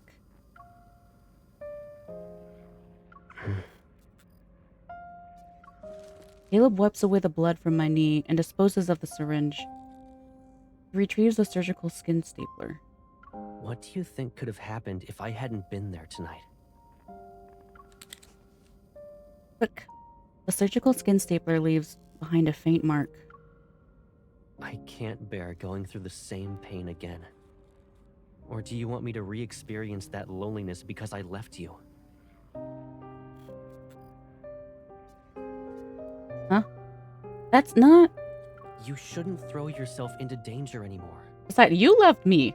Okay, Caleb. Click. His fingers touch the stitched area and wipe away the tiny droplets of blood. Whether those people live or die tonight, it doesn't matter anymore. Anyone who dares to wield power that isn't theirs must pay the price. The explosion was just an opportunity for the fleet to intervene.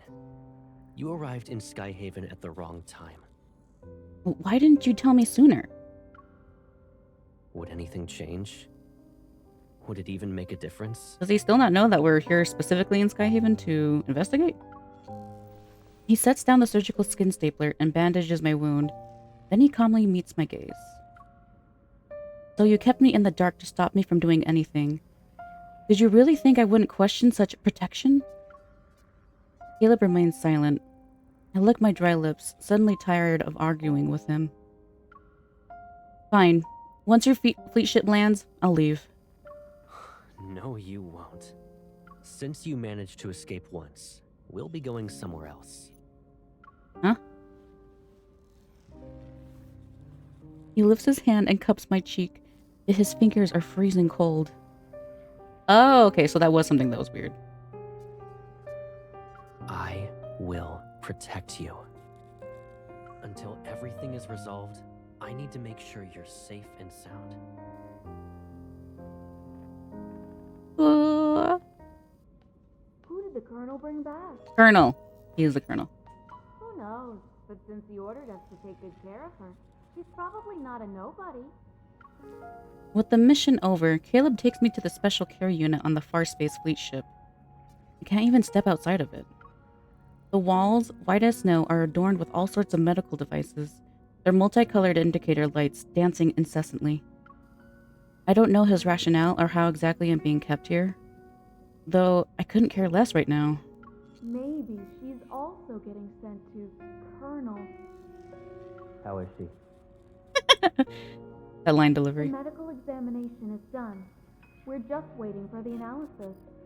But because of the rain, the equipment indicates her vital signs are abnormal. Colonel, who's the injured? An important target for observation. Is there a problem? No, I was just curious. I've never... I look at the blue and white medical gown I'm wearing. It's ironic I got labeled as a target for observation. Their conversation draws to a close and is replaced by the sound of familiar footsteps getting closer. I return to the bed and lie down as if I haven't heard them speak. The door opens slightly and Caleb walks in. The room's lights adjust with his every step. Morning. As he nears the bed, the room brightens as if to imitate the breaking dawn. He pulls up a chair and sits down.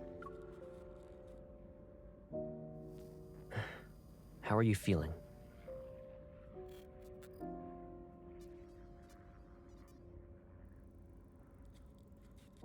I want to respond.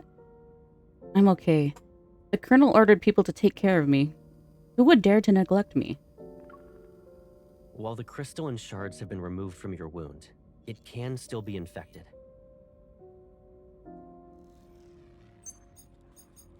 Caleb taps the vital signs monitor on the wall, and various data values appear in midair. My heart rate, my breathing rate, everything but my current mental state is right in front of him. Caleb, I need to leave. You'll be out of here soon enough.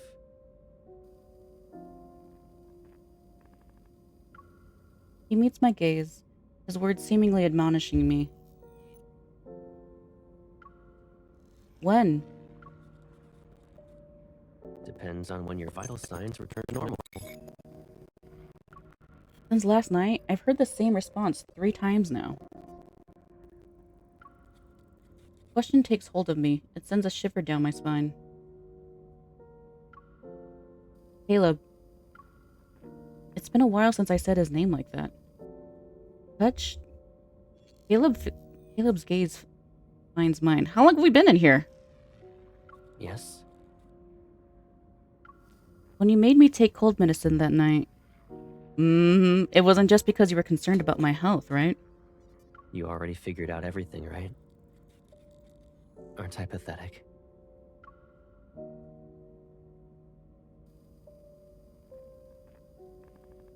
Let's go with the tolerate. Yeah. I'm tired, Caleb. Can I rest without any more interruptions? Wait, what would the ask have been? I take a deep breath before offering a tired smile. Sure. The person before me stays composed. The Caleb I once knew is gone. Get some rest. It'll help you relax.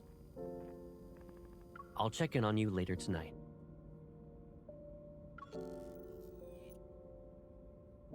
Huh?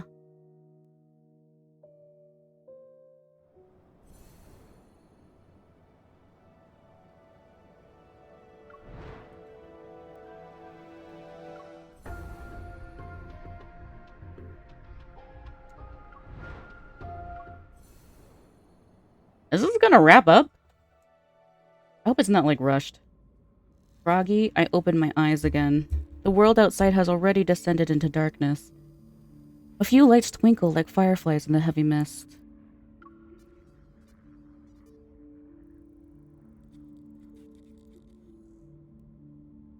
I sit up and scan my surroundings, belatedly realizing I'm not at home.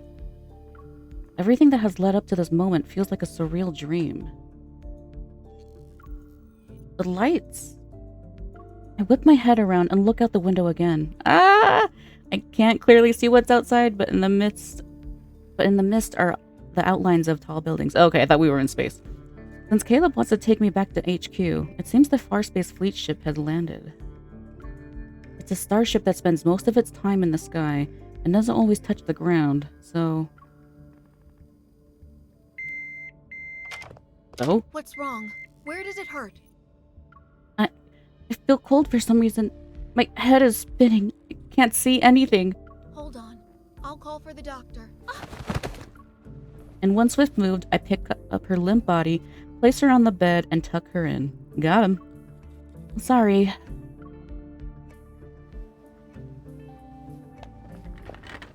After putting on the nurse's face mask and uniform, ew, at least get a new mask, I push the cart along as I leave. Several officers wearing uniforms approach me. I lower my gaze and walk past them. But before I can breathe a sigh of relief, a voice calls out to me. Excuse me, nurse. How can I help you? I turn around and make sure I don't stutter as I speak. A fleet officer walks up to me. He frowns as he gives me a once-over. You're heading toward the armory. Why does a nurse need to be there? Don't you worry about it. I'm sorry. I thought the pharmacy was this way. Why would I say that? I calmed down and lied to him without missing a beat. I guess the person who gave me directions misunderstood my question. Fortunately, this explanation seems to have fooled him. Okay, yeah. That second cover-up I can see. He nods and points to the corridor in the opposite direction. The pharmacy is over there. The armory is a restricted area, so you shouldn't be wandering around. Okay. Thank you, sir. I haven't even taken a few steps when that fleet officer calls out to me again. Wait. Oh my god. Is there something else you need? You have stabilizers there, right? He grabs 3 syringes from a box on the cart and shows me the number on his chest. I'm taking some with me. Write it down on the list later. What? Okay. He finally vanishes after making a turn around a corner, and my heart finally relaxes. What did he mean by stabilizer? I pick up a syringe from the box and turn it over to look at its label. Drug name, Cybazine. It can be used to combat emotional outbursts, enhance cognitive functions, and help patients stabilize their mental state.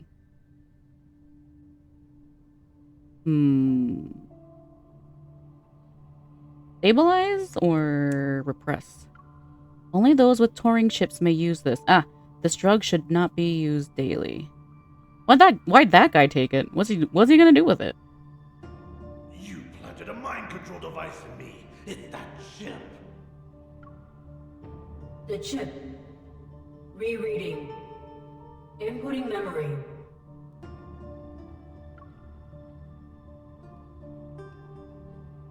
That chip must be the Turing chip. That fleet officer must also have one. An absurd thought pops into my head. Isn't that absurd? If chip implantation is common in the fleet, then Caleb might have gotten it too. In that case, maybe everything he's done so far wasn't of his volition. I want to know why Caleb killed that guy. And was he chipped before or after that time? Could the changes in his behavior also be related to the Turing chip?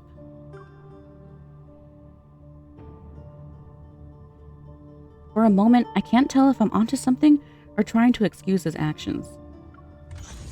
A few meters away, a large door suddenly opens. I hear a very familiar voice speak. Oh my god, girl, go! Colonel. My heart skips a beat. I retreat and try to hide in a corner of the corridor. Before I can see who is with Caleb, however, he turns. His back blocks my view. I heard you'll lead the fleet on a patrol through the depths of the Deepspace tunnel in 3 days. The Fountain of Atay is about to enter its next phase. A banquet will be held in your honor before you leave. I can't attend the celebratory banquet anyway. I have some personal matters to deal with. The higher-ups gave the order. You shouldn't ignore them. Caleb doesn't speak for a moment before he responds in a lower voice. Speculating on other people's thoughts isn't my forte. And since I've taken your place, I can order you to leave. Now.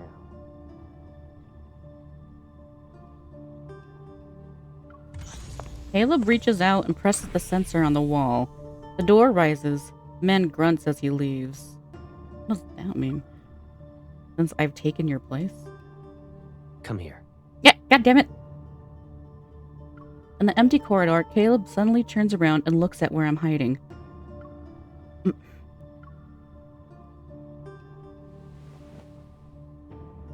I freeze and don't move. A few seconds later, a shadow looms over me and grabs my wrist. Playing hide and seek now? Did you really think you wouldn't be noticed? There are eyes in every nook and cranny. Does it look like you can escape? You were brave enough to bring me to HQ. That means no matter who's suspicious of me, you'll have my back, right? He stares at me for a long time, and then he laughs. For some reason, an ominous feeling washes over me. Let go of me! You want to go home, right? I'll take you there now.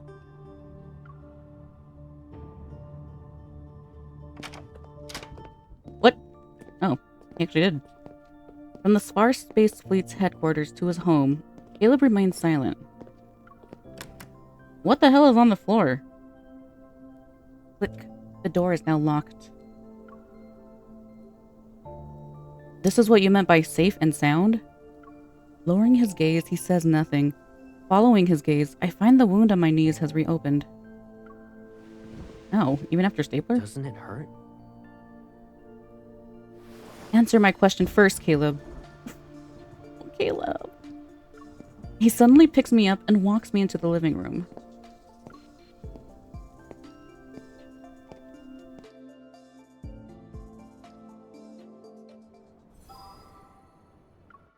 Captive bird.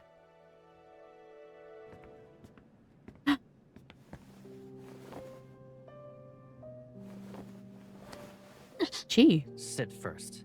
We need to tend to your wound. Okay. Is the Colonel ordering me around, or is Caleb worried about me?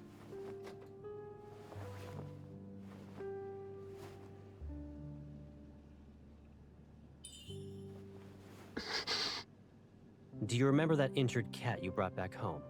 Back when we were kids?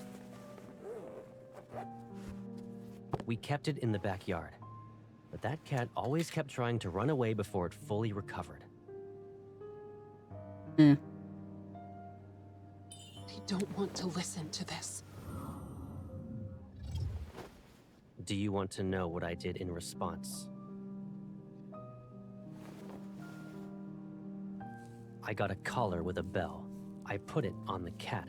That way, it couldn't escape without being noisy. If I had that kind of bell right now, I should make you wear it, right? Is this your protection? Fine, I'll let you do what you want. Oh my god, the choices are so hard. I don't know if I want to fight it or... Like, I really want to choose those choices that go along with it, but I don't know. Oh my god! Caleb! Ah! Okay, fine. I guess I'll let you do what you want. Is there anything I can do? Analyzing vital signs. Because of that monster, your wound is infected. Hmm. Is there truly a way for you to run around without getting injured? Are you still the Caleb who confronted danger with me? Or are you the danger? I've had enough of your protection.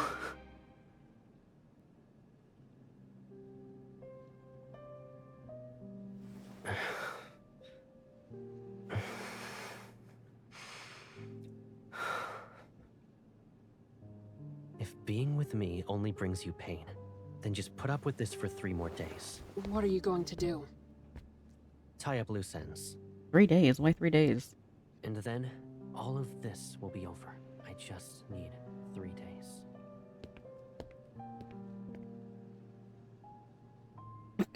Our reporters out in the field confirm the lockdown will be... Sorry. 3 days later? What kind of jump cut was that? Okay.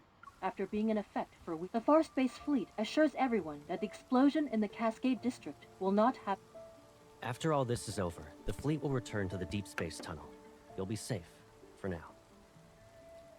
In other words, you'll just disappear again and not even say anything? Whoa, our voice sounds super I'll be robotic. gone. Aren't you happy that you won't have to see me then? I'm about to leave. It'd be nice if we had a meal together. Little twitchy. I have to listen to the Colonel even when it comes to eating and drinking now? You can be mad, but don't let it affect your health.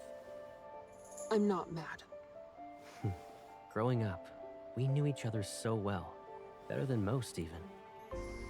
I could see through your lies when you'd blink. Bite your lip, and I could tell you were upset.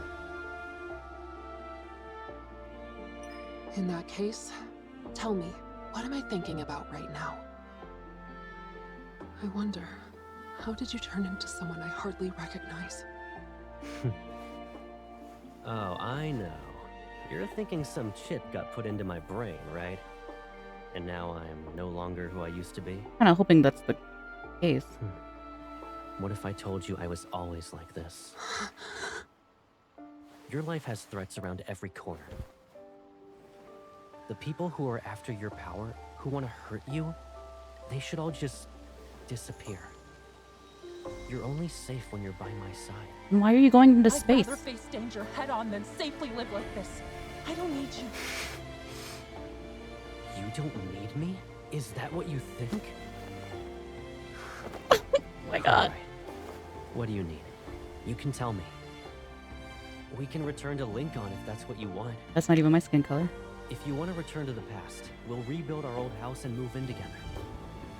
And if one house isn't enough, I'll build you a whole maze. I'll decorate it with everything you could ever want. It will be the most beautiful, stunning garden you've ever seen. No one will be able to find you ever again. I'll protect you forever. Caleb, you can't just... You're very important to me, and no one could ever replace you. Really? Jesus. I always held myself back and endured, day after day after day. It was suffocating. But now, I'm tired of playing these games.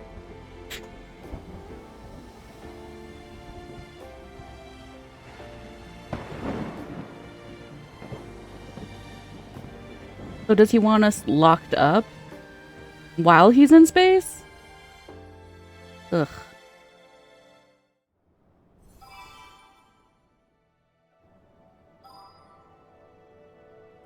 Oh my god. I don't like the...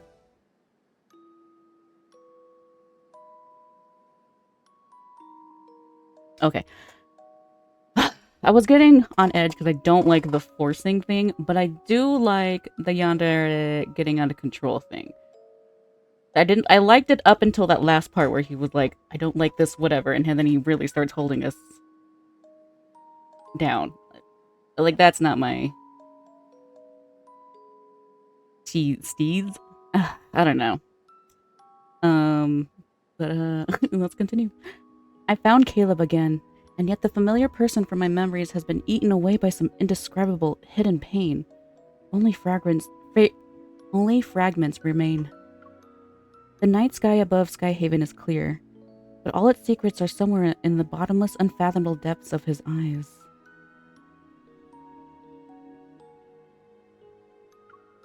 The night before he left, I dreamed about our childhood.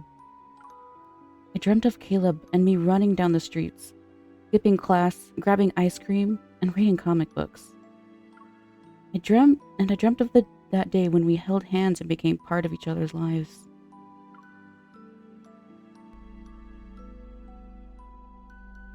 Remember this. From now on, I'll always be by your side. It's okay. I'll always be there for you, and I won't hurt you. Why are you crying here by yourself? Who bullied you? It's okay. I'll avenge you. Hold my hand. You won't have to worry about losing your way when I'm here.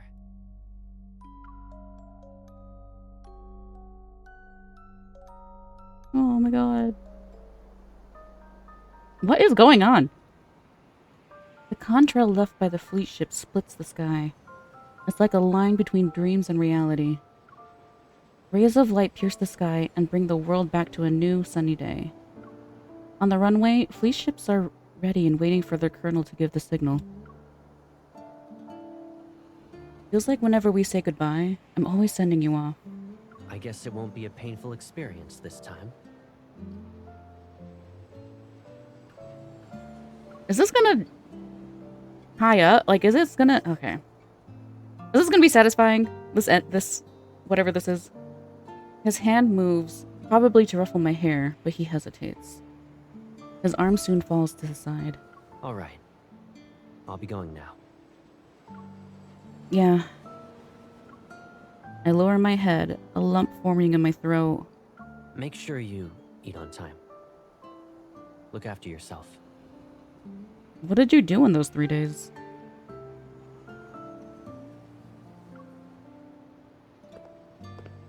Caleb. Caleb turns around, his back disappearing as it gets farther and farther away. The fleet ships take off and disappear into the sky, becoming specks in the distance. Sending someone off at the airport is always, like, hard. At least for me. So even a fake scenario where we're sending off Caleb, oh my god, is actually making me sad. I'm gonna be so sad if this isn't, like, okay.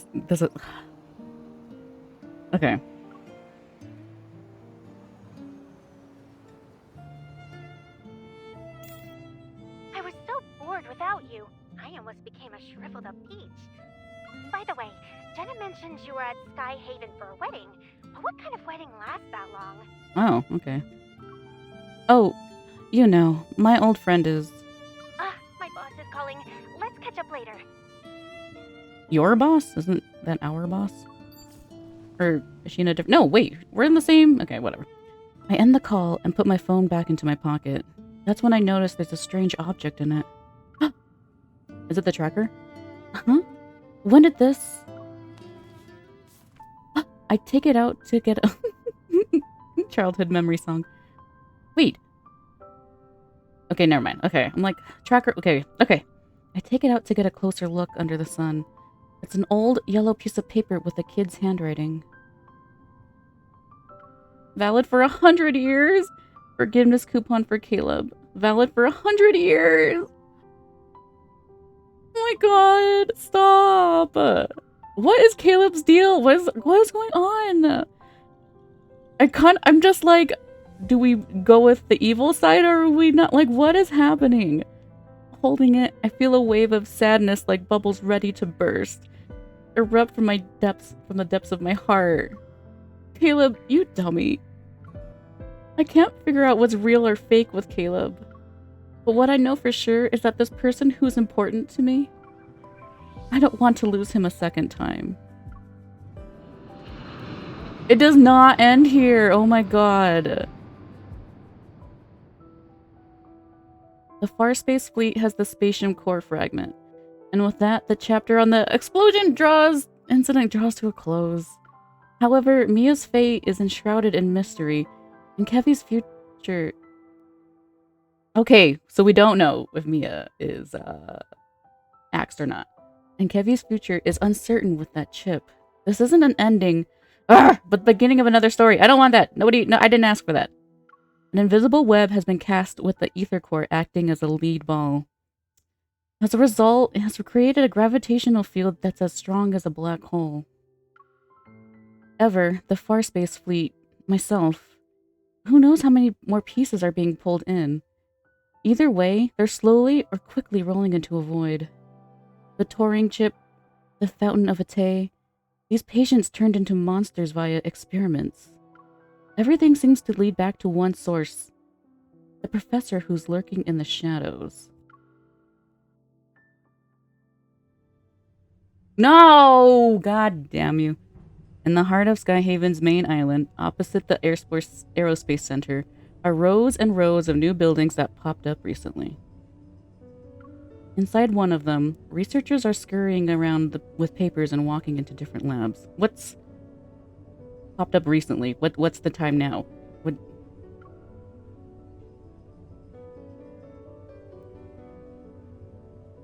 They're preparing to announce the biggest breakthrough of the century, so there's no room for mistakes.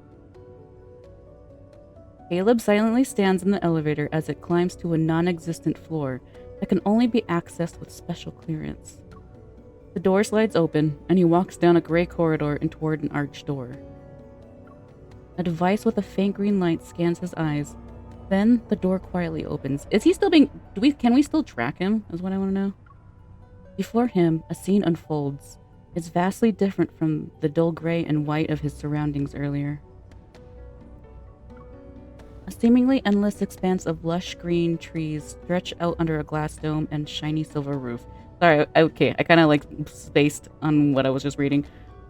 Like, what if we use the tracker? Like, what if Caleb gets in trouble and we have to use the tracker to go find him one day?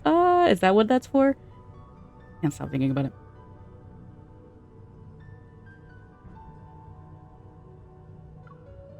A glass dome, shiny silver roof. First, we went ahead and recycled those abandoned flux nexuses. Then, we paid the N109 zone a visit to get info on Onikinus. Our Skyhaven gig is almost over. Where's our next stop? We practically spoiled Ever, and those old people in the fleet were like their personal hitmen. Does he ever stop talking? Yeah, I get him, Kevin. Kevy. Don't think I won't beat you up because you're a kid. You two, stop arguing. The professor said we're family, and families are all about love and kindness. Was Grandma our professor? Viper leans against a massive tree. He puts his hands behind his head as he grumbles to himself. It's like Caleb... Is that just a special thing that Caleb is obsessed with us? Or is that like something that the professor or whatever the fuck the fleet instills into all the kids that they take? Experiment on. Okay. The other two are sitting nearby. A little boy and a girl wearing a black dress. There's so many of the side stories and stuff too that I have to read. But I think it's too boring to read on stream, you know? Or to read as a video. Where's Mr. Overprotective? Did he check in on his little hunter girl again? Healthy relationships are ideal, but the twisted ones, that's where the drama... See, Viper gets it. Before he can finish, his head is made to spin 180 degrees. He finds himself staring into that brooding gaze. What's more frightening is that this person is genuinely smiling at him. Okay, that's even better. Your attempts to mess with me are lacking in creativity. Where's the professor? Inside. And can't you at least put my head back in place before you go? A small mechanical bug flies in. It perches on his finger for a second before darting into the vegetation. 14 years ago, Josephine and her team defected. They kept quiet about that kid being the best test subject. Okay, yeah. Yep, that's basically what I was thinking. Sort of. But I didn't think Josephine defected. I was wondering if she was bad guy. But I don't know. But I don't know. When you're thinking things and like everything goes going through your head. I guess I kind of, yeah. I feel like it was obvious that she defected to take care of Caleb and MC. But I really was wondering if she was actually still evil the whole time or something, you know? The Gaia Research Center was destroyed during the Chrono Rift catastrophe, and then the N109 zone took over. With Onikinus and those gangs around, retrieving their old experimental data and equipment is not an easy thing. Josephine and her researchers have been using fake names for years and kept this achievement of theirs a secret. But our investigation has paid off. Not to mention, Josephine and her traitors got what they deserved. That means you found the child who disappeared back then. From what we've seen and how she's been acting, her powers haven't activated yet. Okay, so they do know it's us. It's MC. The man with salt and pepper hair glances to the side. The youngster has entered the room. Compared to that broken thing, I'm a weapon perfectly primed forever. I knew it. I knew he was trying to keep us away from the hubbub. So there's Ever, And they are the experiments. There's the fleet, who is separate from Ever, but they are providing services to Ever slash providing kiddos. Caleb calmly looks up and stares at the hologram in the air. Displays a massive hospital ward. Oh my god, okay, so then that means Caleb wasn't under control. All that crazy is fully Caleb. Oh my god. Okay, this actually kind of makes me... Caleb's not as crazy, but I think of Hatoful Boyfriend with the doctor pigeon when he goes like full-blown horror yandere and like... I don't know if anyone's gonna... Spoilers, I guess. You can skip or whatever, but like, oh my god, when you go on a date with the doctor and he just fully flips out and he cuts off your head, but then he starts taking and talking to the head of the MC and he just takes it around with him. And he's just like fully crazy as he's being chased down by like both sides. And he's like, I guess you're the only one that ever truly knew me. I mean, it's not... This isn't that psycho horror genre, but yeah, I'm all in for the dark, crazy Caleb. Did I miss what? Did I miss something? Caleb calmly looks up and stares at the hologram in the air. It displays a massive hospital ward. In the darkness, there's a figure who's barely visible. I've been waiting for many years. The man on the hospital bed finally peeks out of the gloom. Half of his face is on the thinner side. His skin is so pale that it's almost transparent, and his voice carries the weight of pure fatigue. So, don't make me wait anymore. What's he waiting for? Of course. Oh wait, are we training the new... Are they creating a new body for him? After the man mentions a few key points, Caleb nods and walks into the lush green scenery. Well, was that what's going on? Like, is Ever making a new body for this dude? But if that's the case, like, why does the female... Like, does the gender matter? Or are they just testing the ether core to see if it can stabilize? Is that what they're experimenting on? Like... All is quiet. Then Professor Lucius raises his head, his gaze fixed on the hologram materializing in midair. The Fountain of Atay will be put into motion, and Ever will soon reveal its revolutionary vision to the world.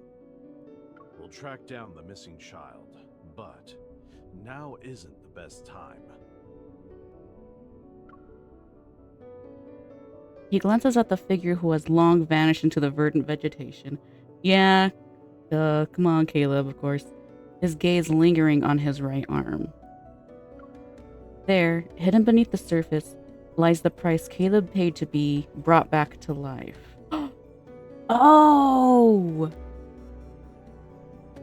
At least it will be before he becomes completely useless. Oh, is he chipped?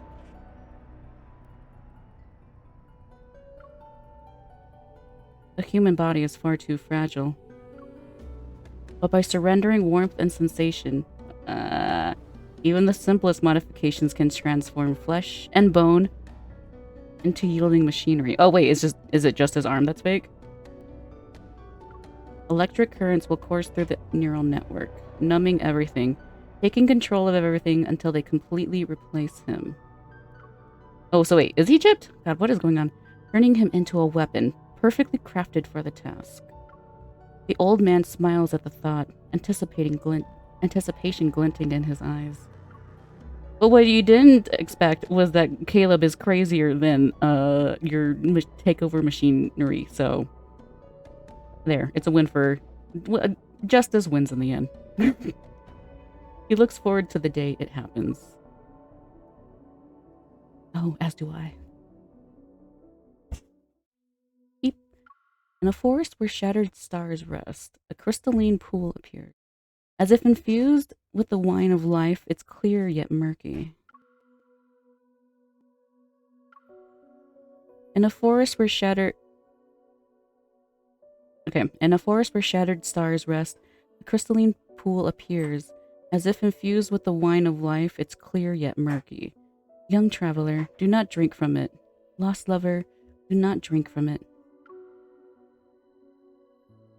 But when flowers wither in their sleep, when winds fall silent, when the vigilant owl closes its eyes, only then can you drink deep of these waters. Let the dead sing. O fountain of Ate, cleanse my time, nourish my flesh, spare me from the loneliness of eternal rest. Does this fountain stuff have to do with Raphael? Winds fall silent and the vigilant owl closes its eyes. You can only drink it while you're dying? Spare me from the loneliness of eternal rest.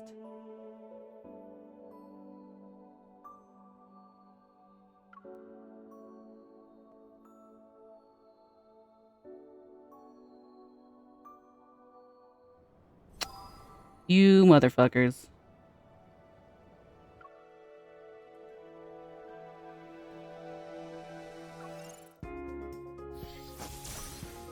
Let's go, Zane. Oh, let's use Dr. Zane. Oh, no, wait. This is just default Zane, right? We haven't used default Zane in a while.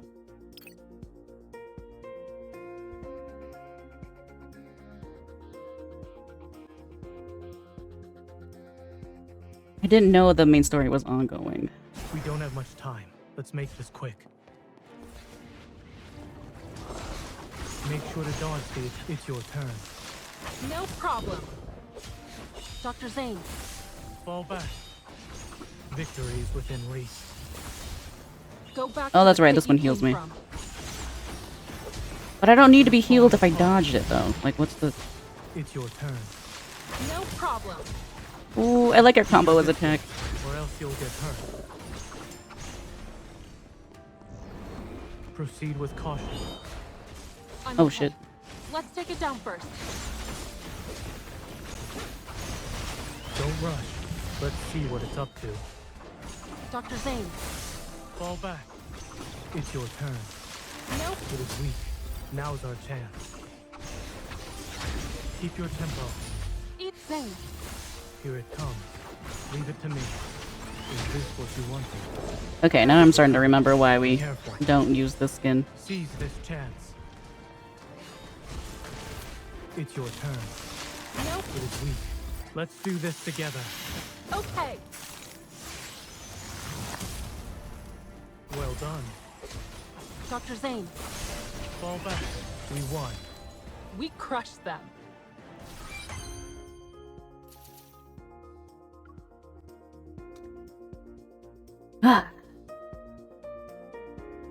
So this is the whole story, so everything's caught up. Then what are the events?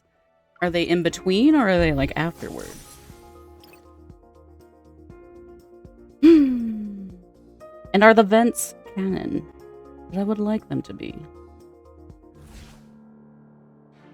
We'll depart when you're ready.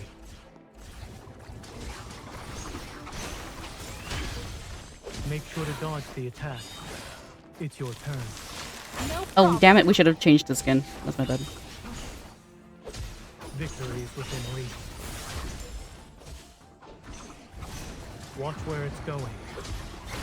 Keep your tempo. Eat this, Dr. Zane. Fall back. Not even. It's your turn. Nope. It is weak. Now's our chance.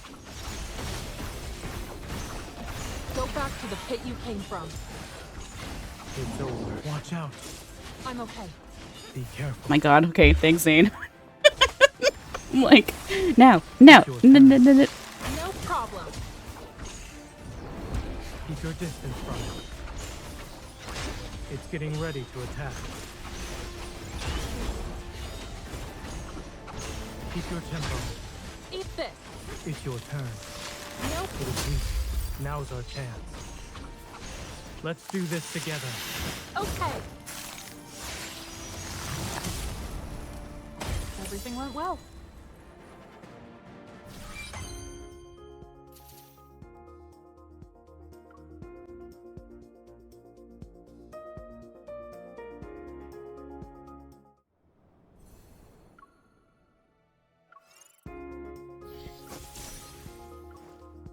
Oh, wait.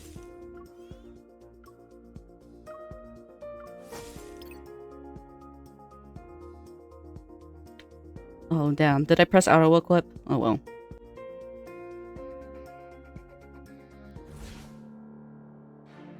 Concentrate. Ooh. The Spira. The Spira? Gravity has increased. Watch out for the hole. Your gravity has changed. Stay away from the rock spikes. Oh, okay. Don't worry about it. Just stay on your toes next time. Proceed with caution. No! Watch out. Oh, I'm not even pressing. I'm not pressing the button. Be ready with our combined strength is weak. Now's our chance. Victory is within reach. It is falling apart. Destroy the gravitational core to strip it of its ability. Good call. Here it comes. Watch out. Here it comes. Watch out. Use the same rock spike as me. It'll help you.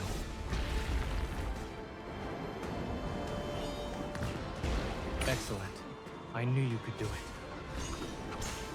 Stay where Oh, damn it. Thanks, Elaine. That was fast.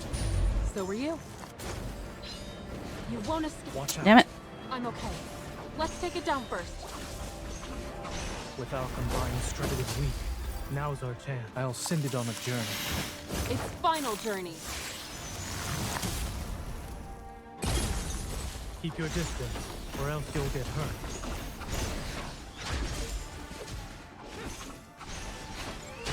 Not even a challenge.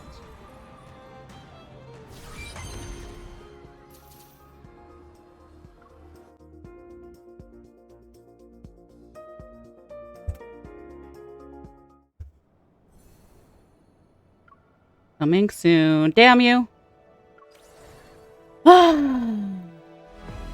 Cosmic Odyssey menu. Oh, we can see it from here?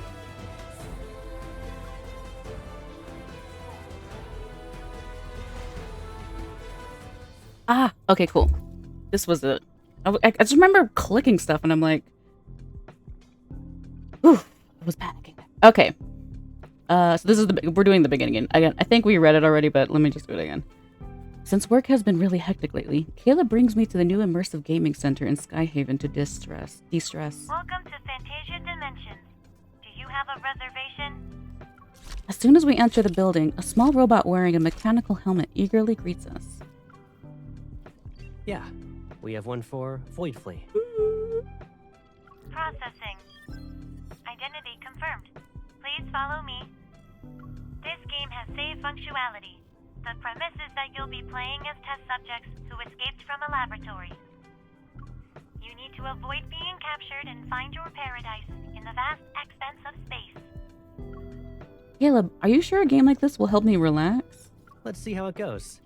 If you don't like it, we can always try something else. The setup here looks realistic. I hope the immersion doesn't extend to simulating zero gravity. I can hold your hand while we moonwalk. Aren't we just gliding back, though? That's not really impressive, especially with your evol. And now you're dragging your feet. Do you want me to send you to the moon? My feet are lifted ever so slightly off the ground.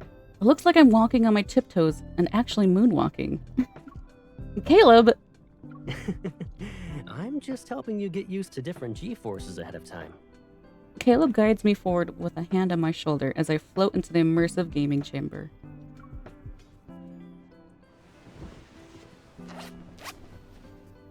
The thrilling void race is about to begin. Escapees, please put on your powered exoskeletons. Looks like they combined the mecha aesthetic with flight suits. The devs really put a lot of effort into the details. They did a good job, and they did a good job. Caleb, help me? With some difficulty, I managed to poke my head through the powered exoskeleton. I'm unable to reach the connectors on the back. Caleb assists me with ease. You still know how to boss me around. His hand finds its way to my head and gently ruffles my hair. Caleb likes being bossed around, though. Let's be real. I won't let everything go your way, though. Determined to get back at him, I stand on my tiptoes, but he blocks me with one hand while using the other to secure my helmet. Your reaction speed needs work. Let me show you. Before I can react, he puts on an airplane sticker on my arm. It's a cute addition that sticks out like a sore thumb with a heavy-duty powered exoskeleton. The introduction said we might run into unexpected situations during our escape. He turns to face me and reveals his arm. He had placed an identical airplane sticker on it. Oh, thank God. Now we can finally play. At least our captors know we're a set once they see these markers. We can't let ourselves be separated, you know. You have a good point. He moves closer so his arm is next to mine. The two airplane stickers are side by side. He's such a dork. The spacecraft is ready. Come on, Captain. Let's find our new paradise.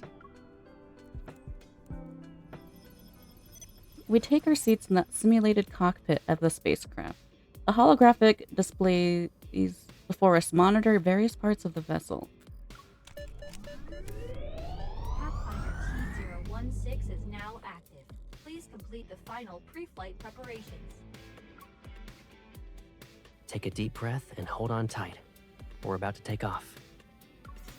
Caleb activates each system one by one. Soon, an intense sensation of weightlessness hits me. I press myself against the seat. Is this what it feels like to fly in space? Not really. It doesn't usually involve sitting next to someone who's nervous and taking deep breaths. Or people chasing after you. Aww. I turn to look at where Caleb is pointing. A fleet of fighter aircraft is behind us. They're closing in fast. Relax. The story of our escape isn't gonna end before it can begin.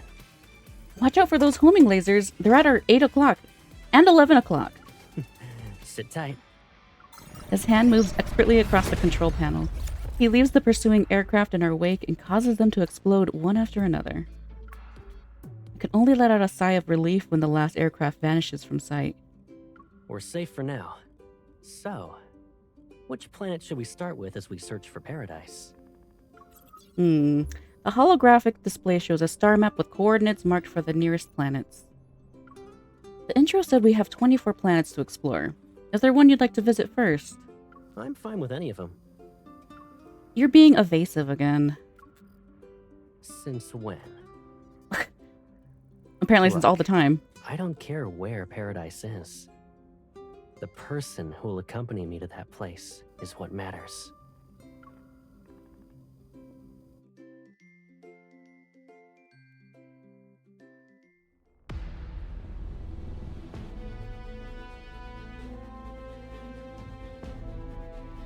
Number 2. That's right. My brain is blinking. It's time for bed. Oof, I was just so excited for Caleb. Progress has been saved. Thank you for visiting. We look forward to seeing you again. Every escape is a unique experience. Once you beat the game, your game records will be archived and sent to you both. You can revisit them at any time, anywhere. After playing for several days, Caleb and I have explored more than half of the 24 planets. That was close. At least we managed to repair our spacecraft in time. Isn't a close call more exciting, though? Of course. But I wish I petted that cute, fluffy animal from Terra Lucida. It was one of the one with long, pointy ears. Solving that problem is easy. Follow me. Is Caleb gonna put on ears and we can pet him? Oh, this isn't the same. On the other side of the gaming center is a bright, spacious area. The display window is filled with plushy versions of the alien creatures we encountered in the game. Okay, but I do need these. I see the one with the pointy ears! It's a flame fang. What? How does he know that? Caleb laughs and points to the description on the display. Oh, okay. I thought he was going to be a nerd and he was actually really into this universe. Caleb... Oh, whoops, we read that. Do you see anything else you like? Grab as many as you want. I make a beeline for what I want. Take the flame fang plushie and wave it in front of Caleb. The real thing is even cuter. Okay. But I'm pretty sure this munchkin kept trying to steal our protocore energy while we were fixing the spaceship. And it even feels exactly like you'd expect. Here. Caleb playfully squeezes the Flame Fang plushie. You're right.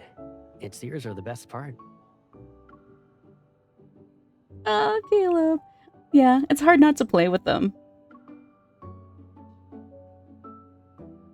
Something is placed on my ears. In the mirror, I see him wearing an accessory with fluffy, pointed ears. The person responsible for this stands behind me. His reflection reveals the mischievous glint in his eyes. Haven't you checked the game's bestiary? Flame Fangs are social creatures. One isn't good enough. Unless you become one of them yourself. Really? But we only have 2 Flame Fangs, which isn't enough to be considered a group. Unless... Yeah, gotcha. I quickly grab another pair of the same ear accessory and put it on Caleb. Don't you know the saying? 2's company, 3's a crowd? Okay, I'll join you guys. But the bestiary also says that Flame Fangs show affection by stroking each other's pointy ears. Okay, wait, so he is a nerd and totally knows this universe I already thingy. petted the one you were holding, which means you should welcome the newest member of our group. That was on my checklist right? anyway. I barely raise my hand when Caleb leans down to bring his ears closer. Oh my god. The soft, fluffy texture I feel stirs a gentle warmth in my heart. This really is a nice way to show affection. Shouldn't you return the favor? Of course. But let's go somewhere quiet first. It's just, you're just patting me on the I head. like to take my time when I show my affection. Okay. He picks up another flame thing, which is in a different color. Then he gives it to me. 3 isn't enough? Are we building a colony now? Caleb gestures at the 2 flame fangs in my hand before pointing to me and himself. In pairs we stay, so none drift away.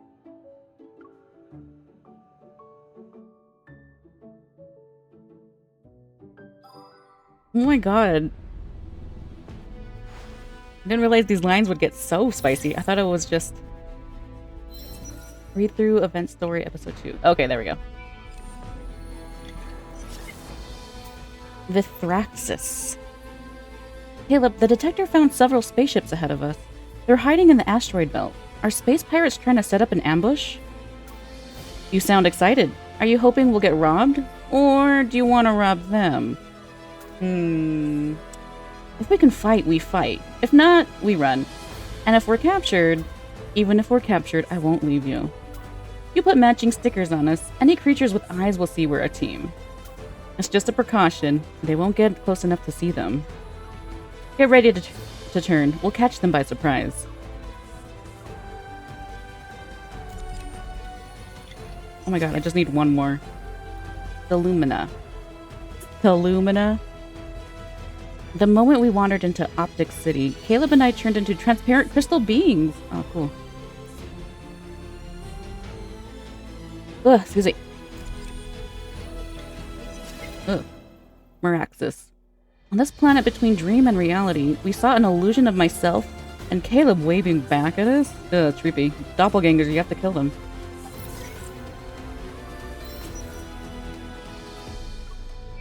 Oh, that wasn't enough? For one more planet? Come on. Oh, Caleb.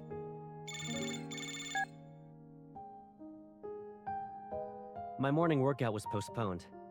Didn't you say you wanted to see me? How did you know? You wanted to see me just for that? You can keep the power bank. I like bringing it with me because you said this collab design was cute. You don't need to give it back. I have another one just like it. A power bank? Nah, I wasn't bulk buying. I just bought a pair out of habit. Mm-hmm. Other habits can be changed, but I don't want to change this one. Not yet. Let me guess why you're giving me advice now. Is it because you've forgotten that when we were kids, whatever I bought, I got one for you too? That's how your allowance kept growing. Oh, cute. We always have to have matching. Yeah, I've been doing it willingly. You make it... I volunteered to pay double for your favorite snacks, toys, and books. Never because someone would be a tattletale and tell Grandma. We were such a bully. Didn't you know how convincing you were when you tattled?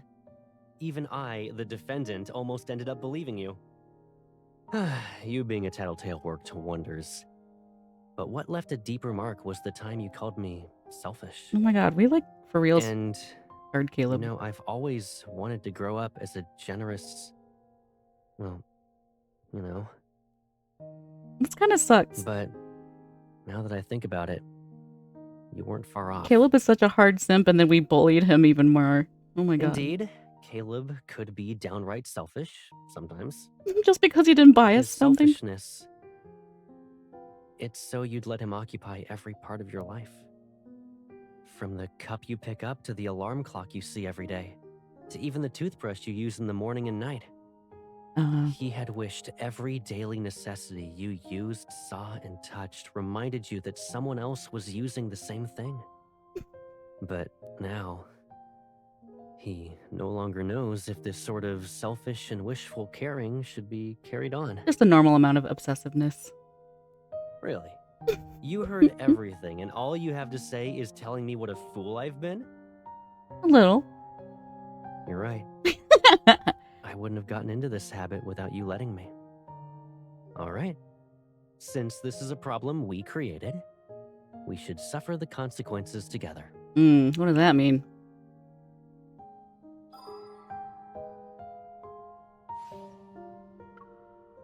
Caleb's? Oh my god. You've got to be kidding me. Cute. Okay, cool. And we unlocked quality time with him. You haven't asked me to keep you company for a while. What do you want to do?